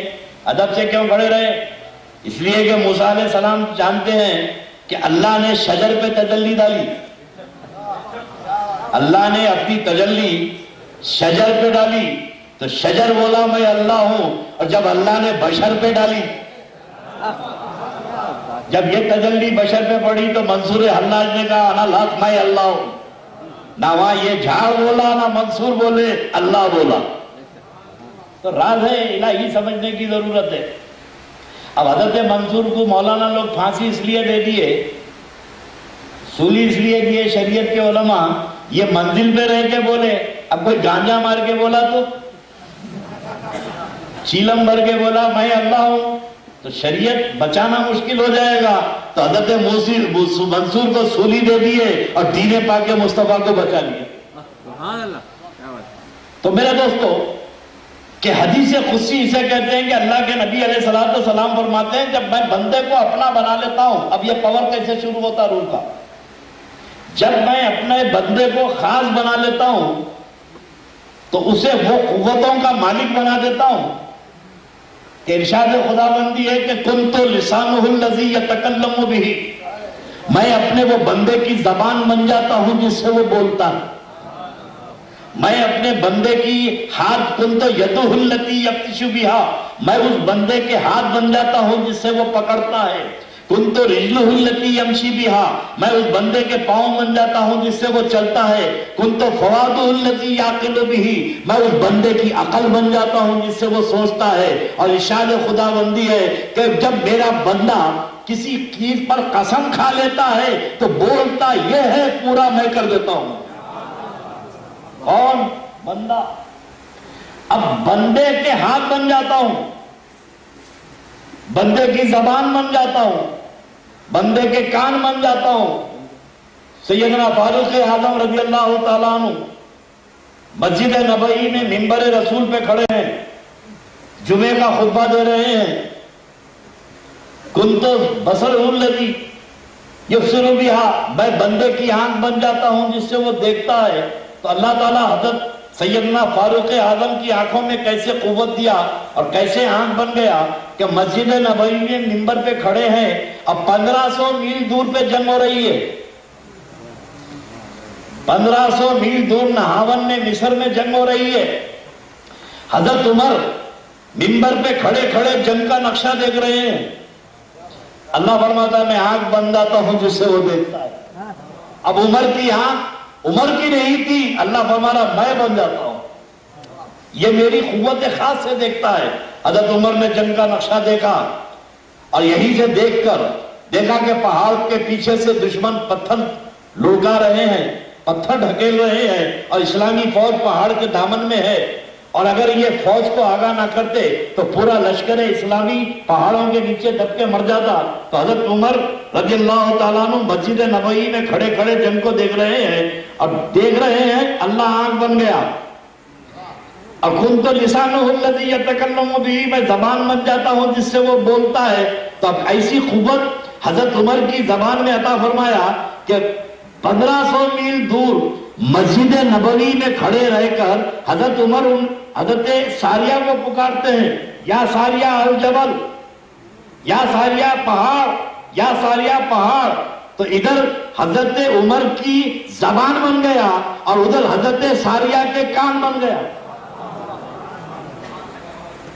جب اللہ کسی کو قوت خاص کا مالک بنا دیتا ہے تو وہ قوتوں کا مالک بنا دیتا ہے کہ دوری اور نزدیکی ساری چیزیں ختم ہو جاتی ہیں. اللہ کا ولی آنے باہر میں کروڑوں میل دور بھی اپنی آواز پہنچا دیتا ہے، کیونکہ اولیاء کے پاس جو پاور ہے یہ اللہ کا دیا ہوا پاور ہے، یہ روحانی پاور. تو مولا مشکل کشا حیدر کرار جب خیبر کا دروازہ اکھاڑے تو صحابہ یہ ماجرا معلوم کرنے گئے کہ جا کے دیکھے تو صحیح کہ علی کی قوت کا راز معلوم کرے.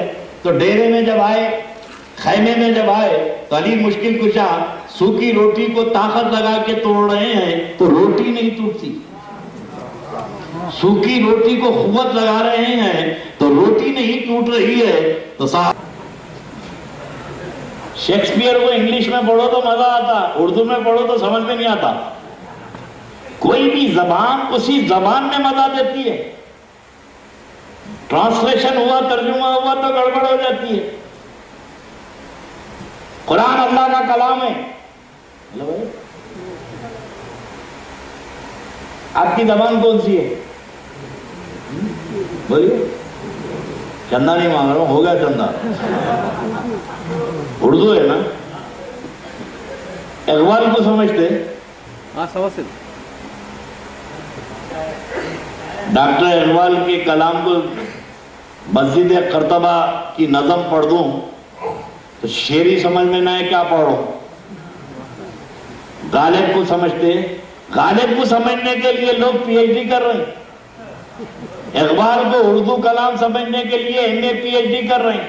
بندے کا کلام سمجھنے کے لیے آدمی قابلیت پیدا کر رہا, اور اللہ کا کلام ہر چھکا پنجہ لے کے بیٹھ گیا.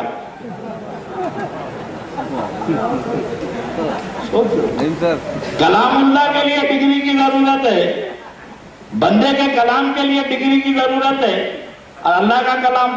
اور یہ بھی ایک یاد رکھو کہ یہ قرآن پاک کا اللہ کے نبی نے جو کلام لایا اس کا معجزہ ہے یہ کہ سمجھ کے پڑھو تو ثواب, بغیر سمجھو پڑھو تو ثواب. اس کو دیکھ لیے تو عبادت, اس کو چھو لیے تو عبادت, اس کو دیکھ لیے تو عبادت, اس کو سن لیے تو عبادت. اللہ کسی کو بھی محروم نہیں رکھا, اللہ کسی کو محروم نہیں رکھا. لیکن یہ کلام اللہ کی بات بتا کے میں پھر کل کے لیے اپنی تقریر ادھار رکھ دوں, بات کلام اللہ کی آ جائے. دیکھو کلام قرآن شریف پڑھنے کے 3 اسٹائل ہیں.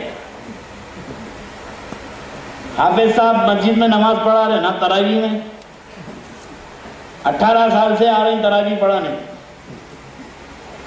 حافظ صاحب کو روک کے پوچھیے, حافظ صاحب کیا پڑھاتے آپ؟ 18 سال سے پڑھا رہے ہیں, کچھ سمجھے کیا؟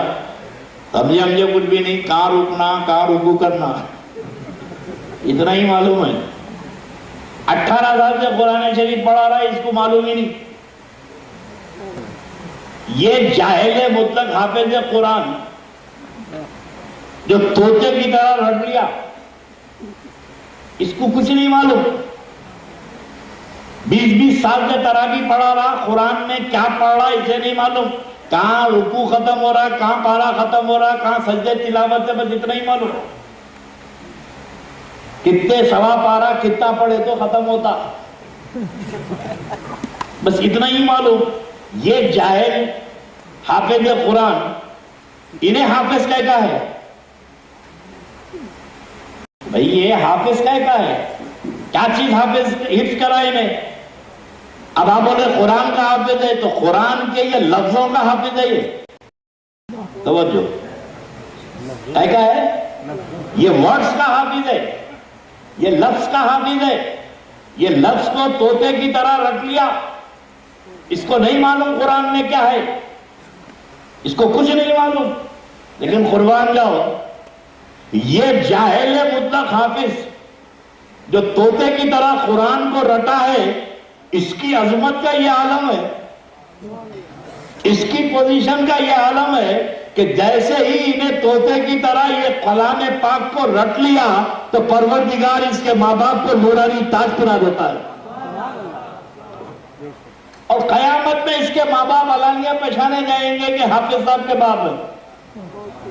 ابھی یہ جاہل طوطے کی طرح رٹا ہوا, مگر یہ اب توجہ, یہ حافظ قرآن جو جاہل مطلق ہے, طوطے کی طرح رٹا ہوا ہے, اس کی عظمت کا یہ عالم ہے کہ جب اس کے ماں باپ, اس کے بھائی گھر والے میدان محشر میں پریشان ہوں گے, جہنم کا حکم ہو جائے گا, اور یہ حافظ قرآن چونکہ سینے میں قرآن کو محفوظ کرا ہے, لفظوں کو, اس کی شان کا یہ عالم ہوگا کہ جب فرشتے اسے جنت کی طرف لے جانے لگیں گے تو انہیں دیکھے گا کہ میری اماں پکڑی گئی, میرے بابا دھکے کھا رہے ہیں, بھائی اندر جا رہا, بہن اندر جا رہی, تو یہ پلٹ کے آئیں گا, اللہ سے بولے گا کہ میرے مولا تو نے تیرے کلام کی وجہ سے مجھے یہ عزت عطا فرمائی کہ مجھے جنت عطا کر رہا ہے, اب تیری جنت میں اس وقت تک نہیں جاؤں گا جب تک کہ میرے ماں باپ کو ساتھ نہیں لے جاؤں گا, میرے ماں باپ کو.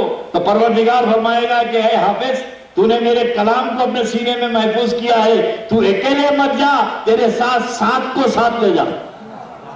توجہ, 7 کو جنت میں ساتھ لے جا، یہ طوطے کی طرح رٹا ہوا میدان محشر میں 7 آدمیوں کی شفاعت کرے گا۔ ارے نادانو سوچو، جس پہ قرآن نازل ہوا وہ کتوں کی شفاعت کرے گا؟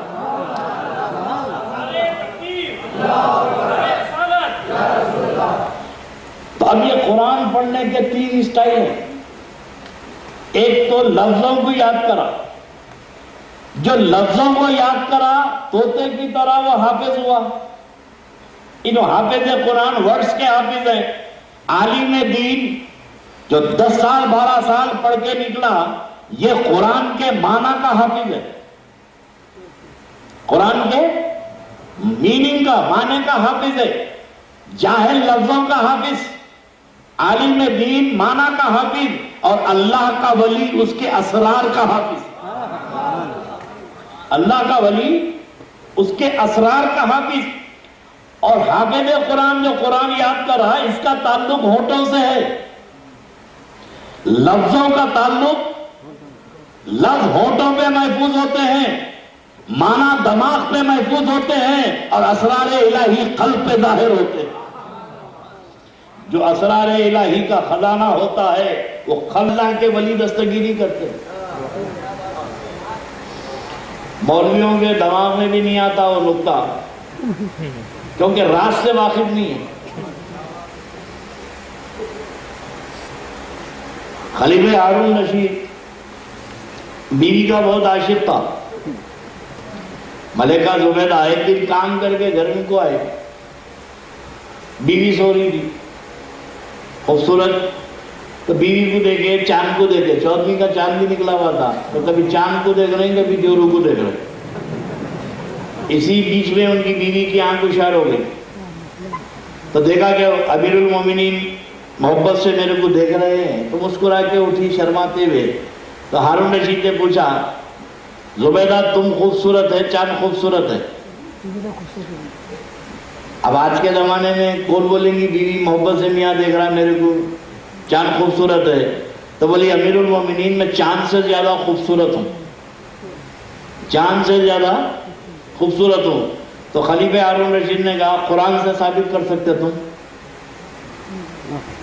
تو بولے مجھے قرآن سے ثابت کرنے کی کیا ضرورت ہے، میں حسین ہوں، خوبصورت ہوں، چاند سے زیادہ بیوٹیفل ہوں۔ اب میاں کو غصہ آ گیا، تو ہارون رشید نے کہا نہیں، تم کو قرآن سے ثابت کرنا پڑے گا۔ کچھ بدتمیزی کی بات بھی کیا ہوئی پتہ نہیں۔ خلیفہ ہارون رشید کو غصہ آ گیا، بولے اگر کل عصر تک تم ثابت نہیں کرتے کہ چاند سے زیادہ خوبصورت ہے، تم قرآن سے ثابت کرنا نہیں کرے تو تم پہ 3 طلاق۔ بات محبت سے شروع ہوئی، موت پہ ختم ہو گئی۔ اب بولنے کو تو بول دیے۔ زبیدہ میں کیا بولا؟ بولے امیر المومنین یہ تو آپ نے تو میری موت کا فیصلہ کر دیا، یہ طلاق بول دیا۔ اب آج بھی لوگ آ کے بولتے ہیں ناظر میری بیوی کو طلاق دے دیا، 3 بار بول دیا، تو مولانا بولیں گے بھائی ہو گئی؟ نہیں نہ، غصے میں بولا، غصے میں بولا۔ میرے آج تک سمجھ میں نہیں آیا کوئی محبت میں کون طلاق دیا؟ بیوی بہت اچھی دکھ رہی، بیگم بہت اچھے دکھ رہی، طلاق؟ کوئی بولا کھانا اچھا پکا ہے بھائی، بہترین ڈشز ہے، طلاق؟ آدمی غصے میں طلاق دیتا۔ اب تمہاری کمزوری کا فائدہ یہ اہل حدیث والے اٹھا رہے۔ ادھر سنی مولوی کے پاس گئے تو انہوں بولے 3 بار بولے تو ہو گئی، وہ اہل حدیث والے بولے ادھر آ، نہیں ہوئی، کیوں نہیں؟ ہمارے پاس نہیں ہوتی، 3 بار بولو تو نہیں ہوتی، ایک بیٹھک میں 3 بار بولے تو نہیں ہوتی۔ اب سنی علماء بولے کہ بھئی ایک بیٹھک میں، ایک سٹنگ میں 3 بار بولے تو ہو گئی، بیوی حرام۔ انہیں کیا کرا؟ کنسیشن کر رہا، 3 بار بولے تو نہیں ہوتی، 3 بار بولے تو ایک ہی ہوتی۔ مسئلہ سمجھو آپ، 3 بار بولے تو ایک ہوتی۔ اب انہیں بولتا ہے سنی علماء حرام کر دیے ہیں، انہیں جائز کر دینا۔ بولے جائز ہے گا بیوی؟ بولے بالکل، جماعت میں آ جاؤ، ہمارا مذہب قبول کر لو، اہل حدیث 1 بار ہوتی، 3 بولے تو 1 ہوتی۔ میرے دوستو 3 انچ ہوتے، 1 کیسے ہوں گا بھائی؟ 3 1 کیسے ہوتے؟ 2000 سال سے عیسائی چیخ رہے ہیں 3 کو 1 بولو، 3 کو 1 بولو، 3 کو 1 بولو، تو مسلمان بول رہے ہیں نہیں 3 3 ہی 6، 1 1 ہی 6۔ تو 2000 سال سے عیسائیوں کے 3 1 نہیں ہوئے۔ اب اگر ان کے 3 کو 1 مان لو تو پھر وہ لوگ پکار کے بولیں گے تمہارے 3 1 ہو سکتے ہیں تو ہمارے 3 1 کیوں نہیں ہو سکتے؟ یہ عیسائیت کی تبلیغ ہے، 3 3 ہی 6 1 نہیں ہوتا۔ دنیا کا کوئی قانون نہیں بتا سکتا کہ 3 1 ہو جاتے ہیں۔ اگر کسی نے 3 چاقو کے مار مارے، پک پک پک پک، اب پوسٹ مارٹم کی رپورٹ آئی تو انہیں بول رہا 3 مار ہیں، آپ بولے نہیں مارا تو 1 سے، مارا تو 1 سے، 3 مت لکھو 1 لکھو۔ تھوڑے بولے گا نہیں 3 نشان ہے تو 3 ہی لکھوں گا، 3 1 نہیں ہو سکتے۔ تو دنیا کا کوئی قانون نہیں بتا سکتا 3 1 ہیں، مگر یہ جماعت والوں کے اندھوں سے پوچھو کہ جب 3 1 نہیں ہو سکتے تو تمہارے پاس کیسے 1 ہو گئے؟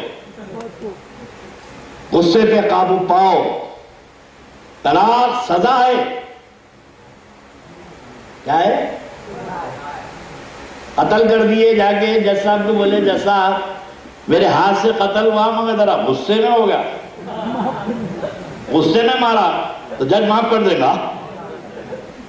سزا غصے میں اگر طلاق بولتا ہے تو یہ سزا ہے، سزا بھگتنا ہے۔ اس لیے کہتے ہیں کہ غصے پہ قابو پاؤ، غصے کو پیو۔ دنیا میں ایک ہی چیز ہے حرام جس کا پینا جائز ہے، وہ ہے غصہ۔ غصہ حرام ہے جس کا پینا جائز ہے، بلکہ پیے تو بڑا ثواب ہے۔ تو عرض کر رہا تھا، کیا بول رہا تھا؟ قریب ہارون رشید ماشاءاللہ جاگ رہے ہیں، علماء جاگے، لوگاں جاگے تو تم لوگاں جاگے۔ اب آج کل تو مسئلہ یہ ہو گیا ہے کہ جن کو جاگنا ہے انہوں سو رہے ہیں،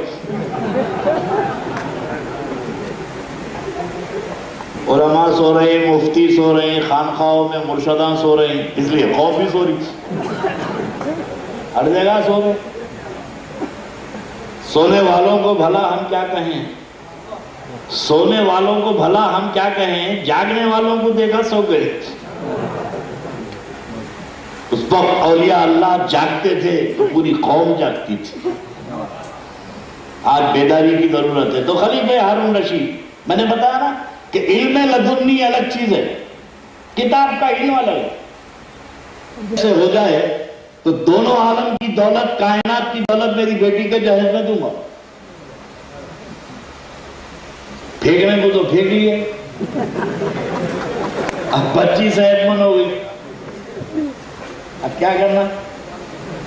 سرکار میں کیا دوں میری منت پوری ہو؟ تو میرے آقا غوث اعظم نے فرمایا ارے نادان پریشان مت ہو، تیری بیٹی کے جہیز میں قرآن پاک دے دے، کائنات کی دولت ہو گئی۔ تو جہاں دنیا کا علم فیل ہو جاتا ہے وہاں اللہ کے ولی کام آتے ہیں، عقل جہاں کام نہیں آتی۔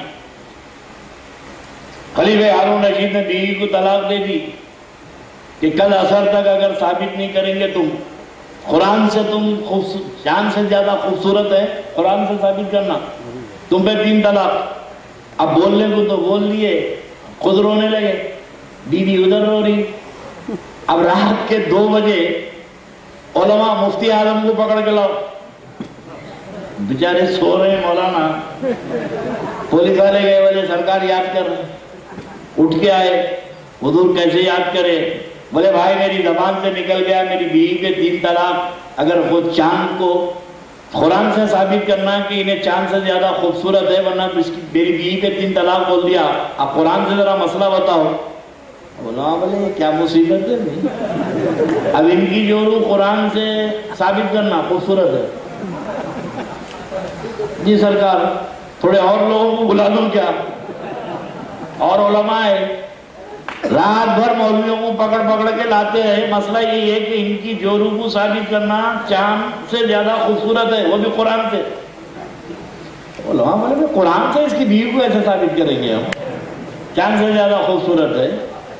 اب بادشاہ کا حکم ہے، رات کو بادشاہ بھی رو رہا، صبح ہو گئی، فجر پڑے، ظہر ہو گئی، پورے بغداد کے جامعہ خالی ہو گئے، کتابیں لے کے علماء بیٹھے ہوئے ہیں، اور ہارون رشید بھی روتے بیٹھے ہیں، نکلا کچھ؟ بولے سرکار دیکھ رہے ہیں، وہ کتاب دیکھو وہ کتاب دیکھو، کچھ بھی نہیں مل رہا، حالت خراب ہو گئی۔ جیسے جیسے عصر کا وقت قریب آ رہا تھا، ہارون رشید کو اس بات کا ملال تھا کہ جس بیوی کے بغیر میں ایک پل نہیں رہ سکتا، اب یہ زندگی بھر کے لیے مجھ سے الگ ہو رہی ہے، زار و خطار رو رہے ہیں، پوری قوم رو رہی ہے، زبیدہ ادھر فاقے سے رو رہی ہے، پٹیاں کھا رہی ہیں، آسمان دیکھتی جا رہی ہیں، اب وقت قریب آ رہا۔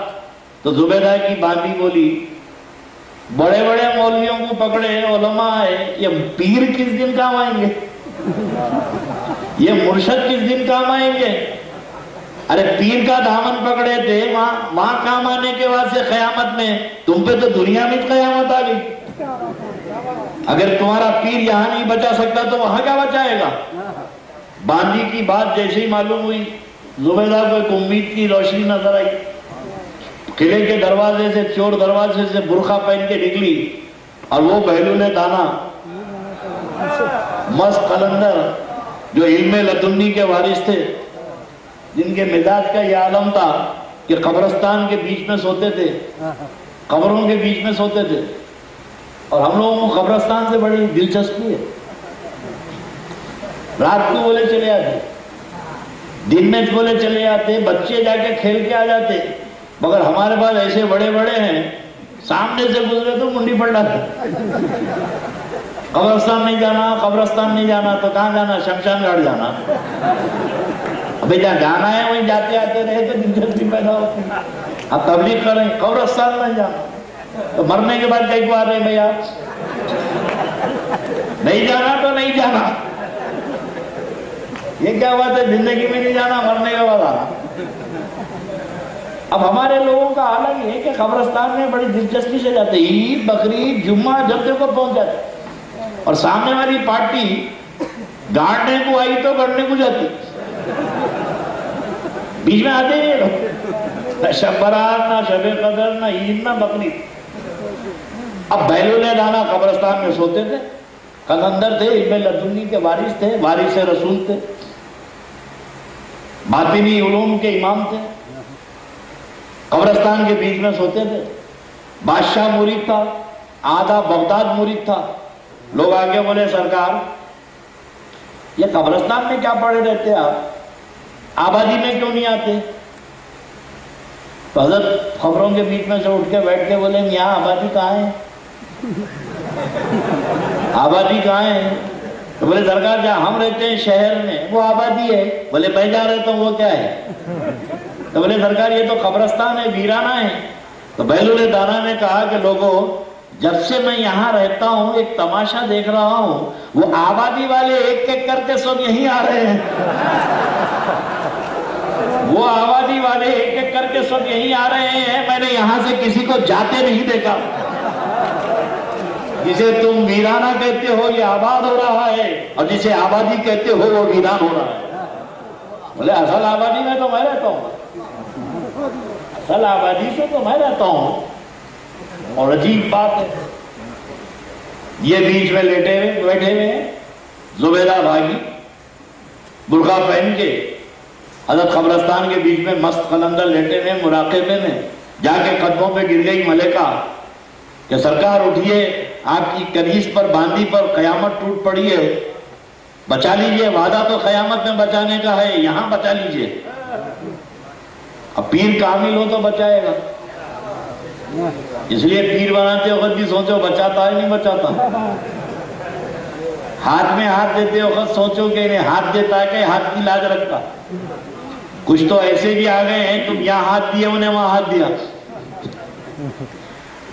ہاتھ اس کے ہاتھ میں دو جو ہاتھ کی لاج بھی رکھے۔ اب کیسے پیر ہیں بچانے والے؟ زبیدہ سے پوچھے کیا ہوا زبیدہ؟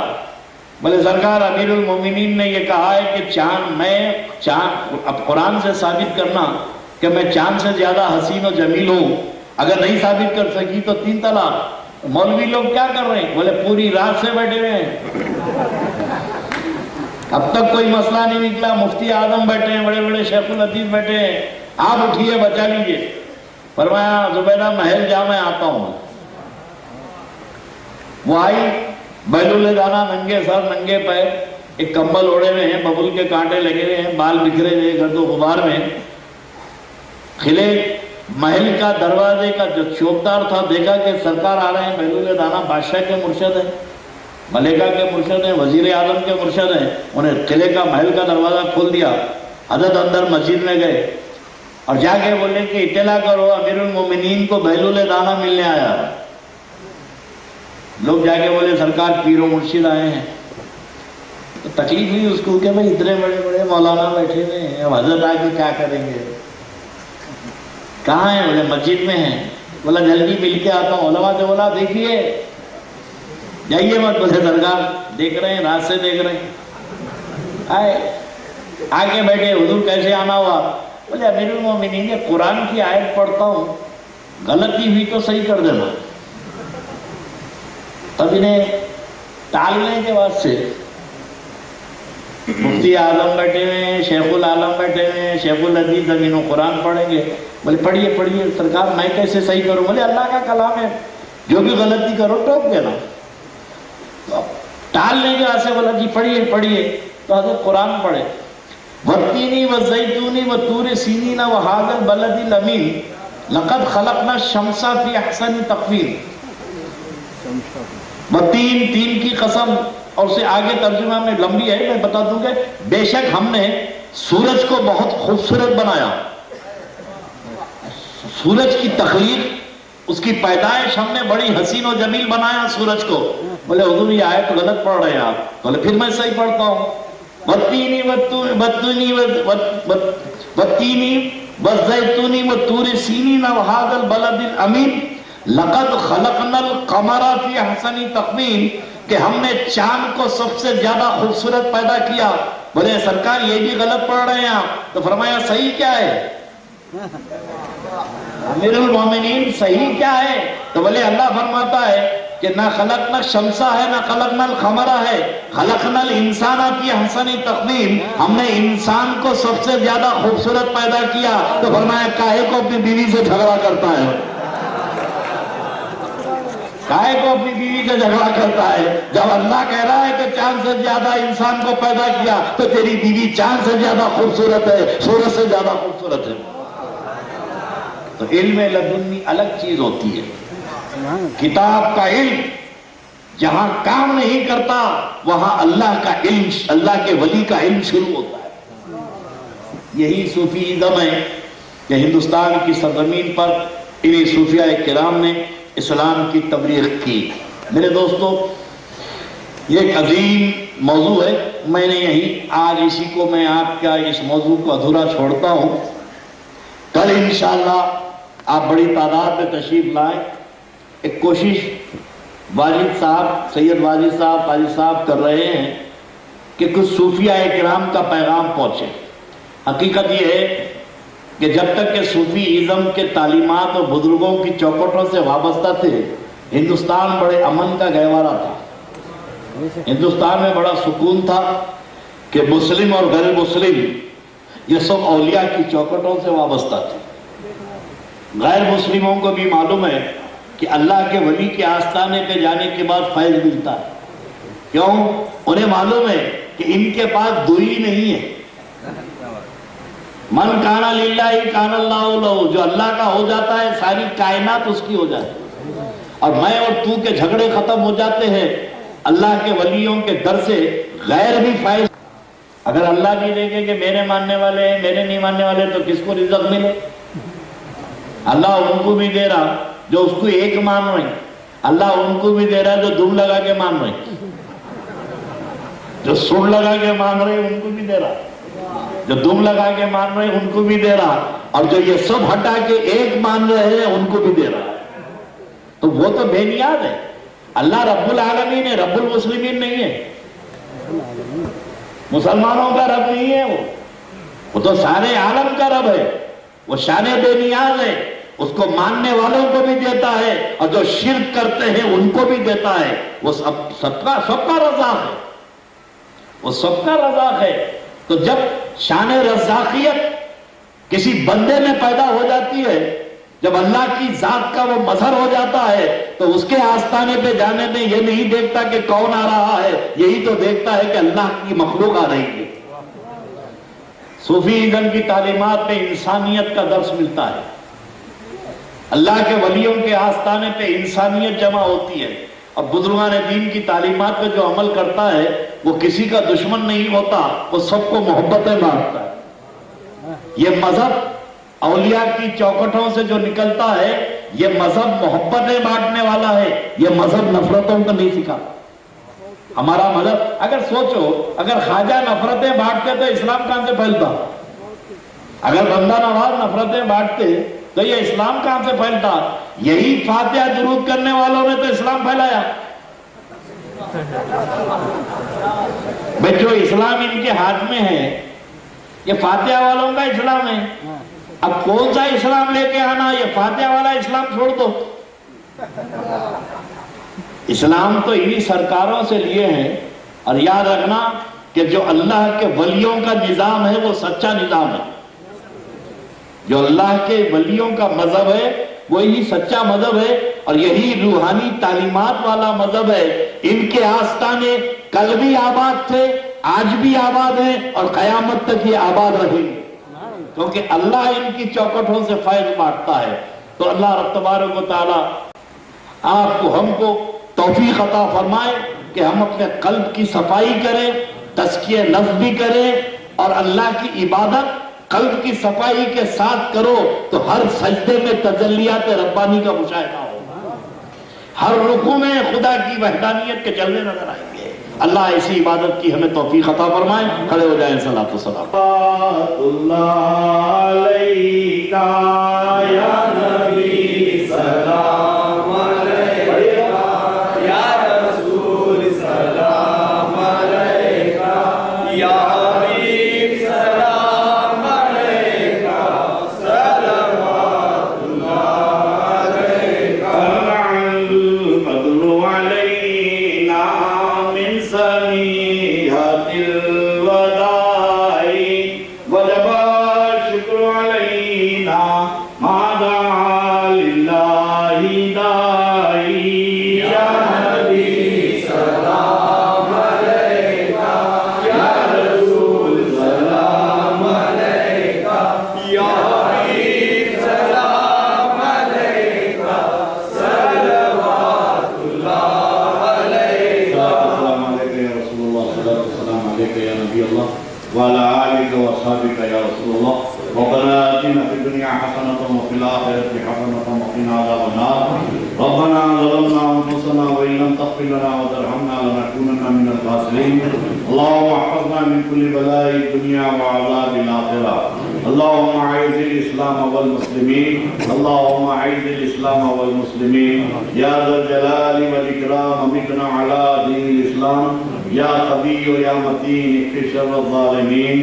استغفر اللہ رب البرایا ونستغفر اللہ من الخطایا، وصلی اللہ تعالی علی خیر خلق محمد وآلہ وصحبہ اجمعین برحمتک یا ارحم الراحمین، والحمدللہ رب العالمین۔ آپ حضرات اگر کل وقت سے پڑھ آ جائیں تو انشاءاللہ مجھے احساس ہے کہ ورکنگ ڈے ہے، کام کا بھی دن ہے، عشاء پڑھ کے جلدی سے آ جائیے، اور جلدی آپ حضرات کو میں چھٹی دے دوں گا، بات بھی پوری ہو جائے تاکہ آپ کے دوسرے دن میں آپ کو بار بھی نہ ہو کہ کاموں پہ جانے میں تکلیف نہ ہو جائے۔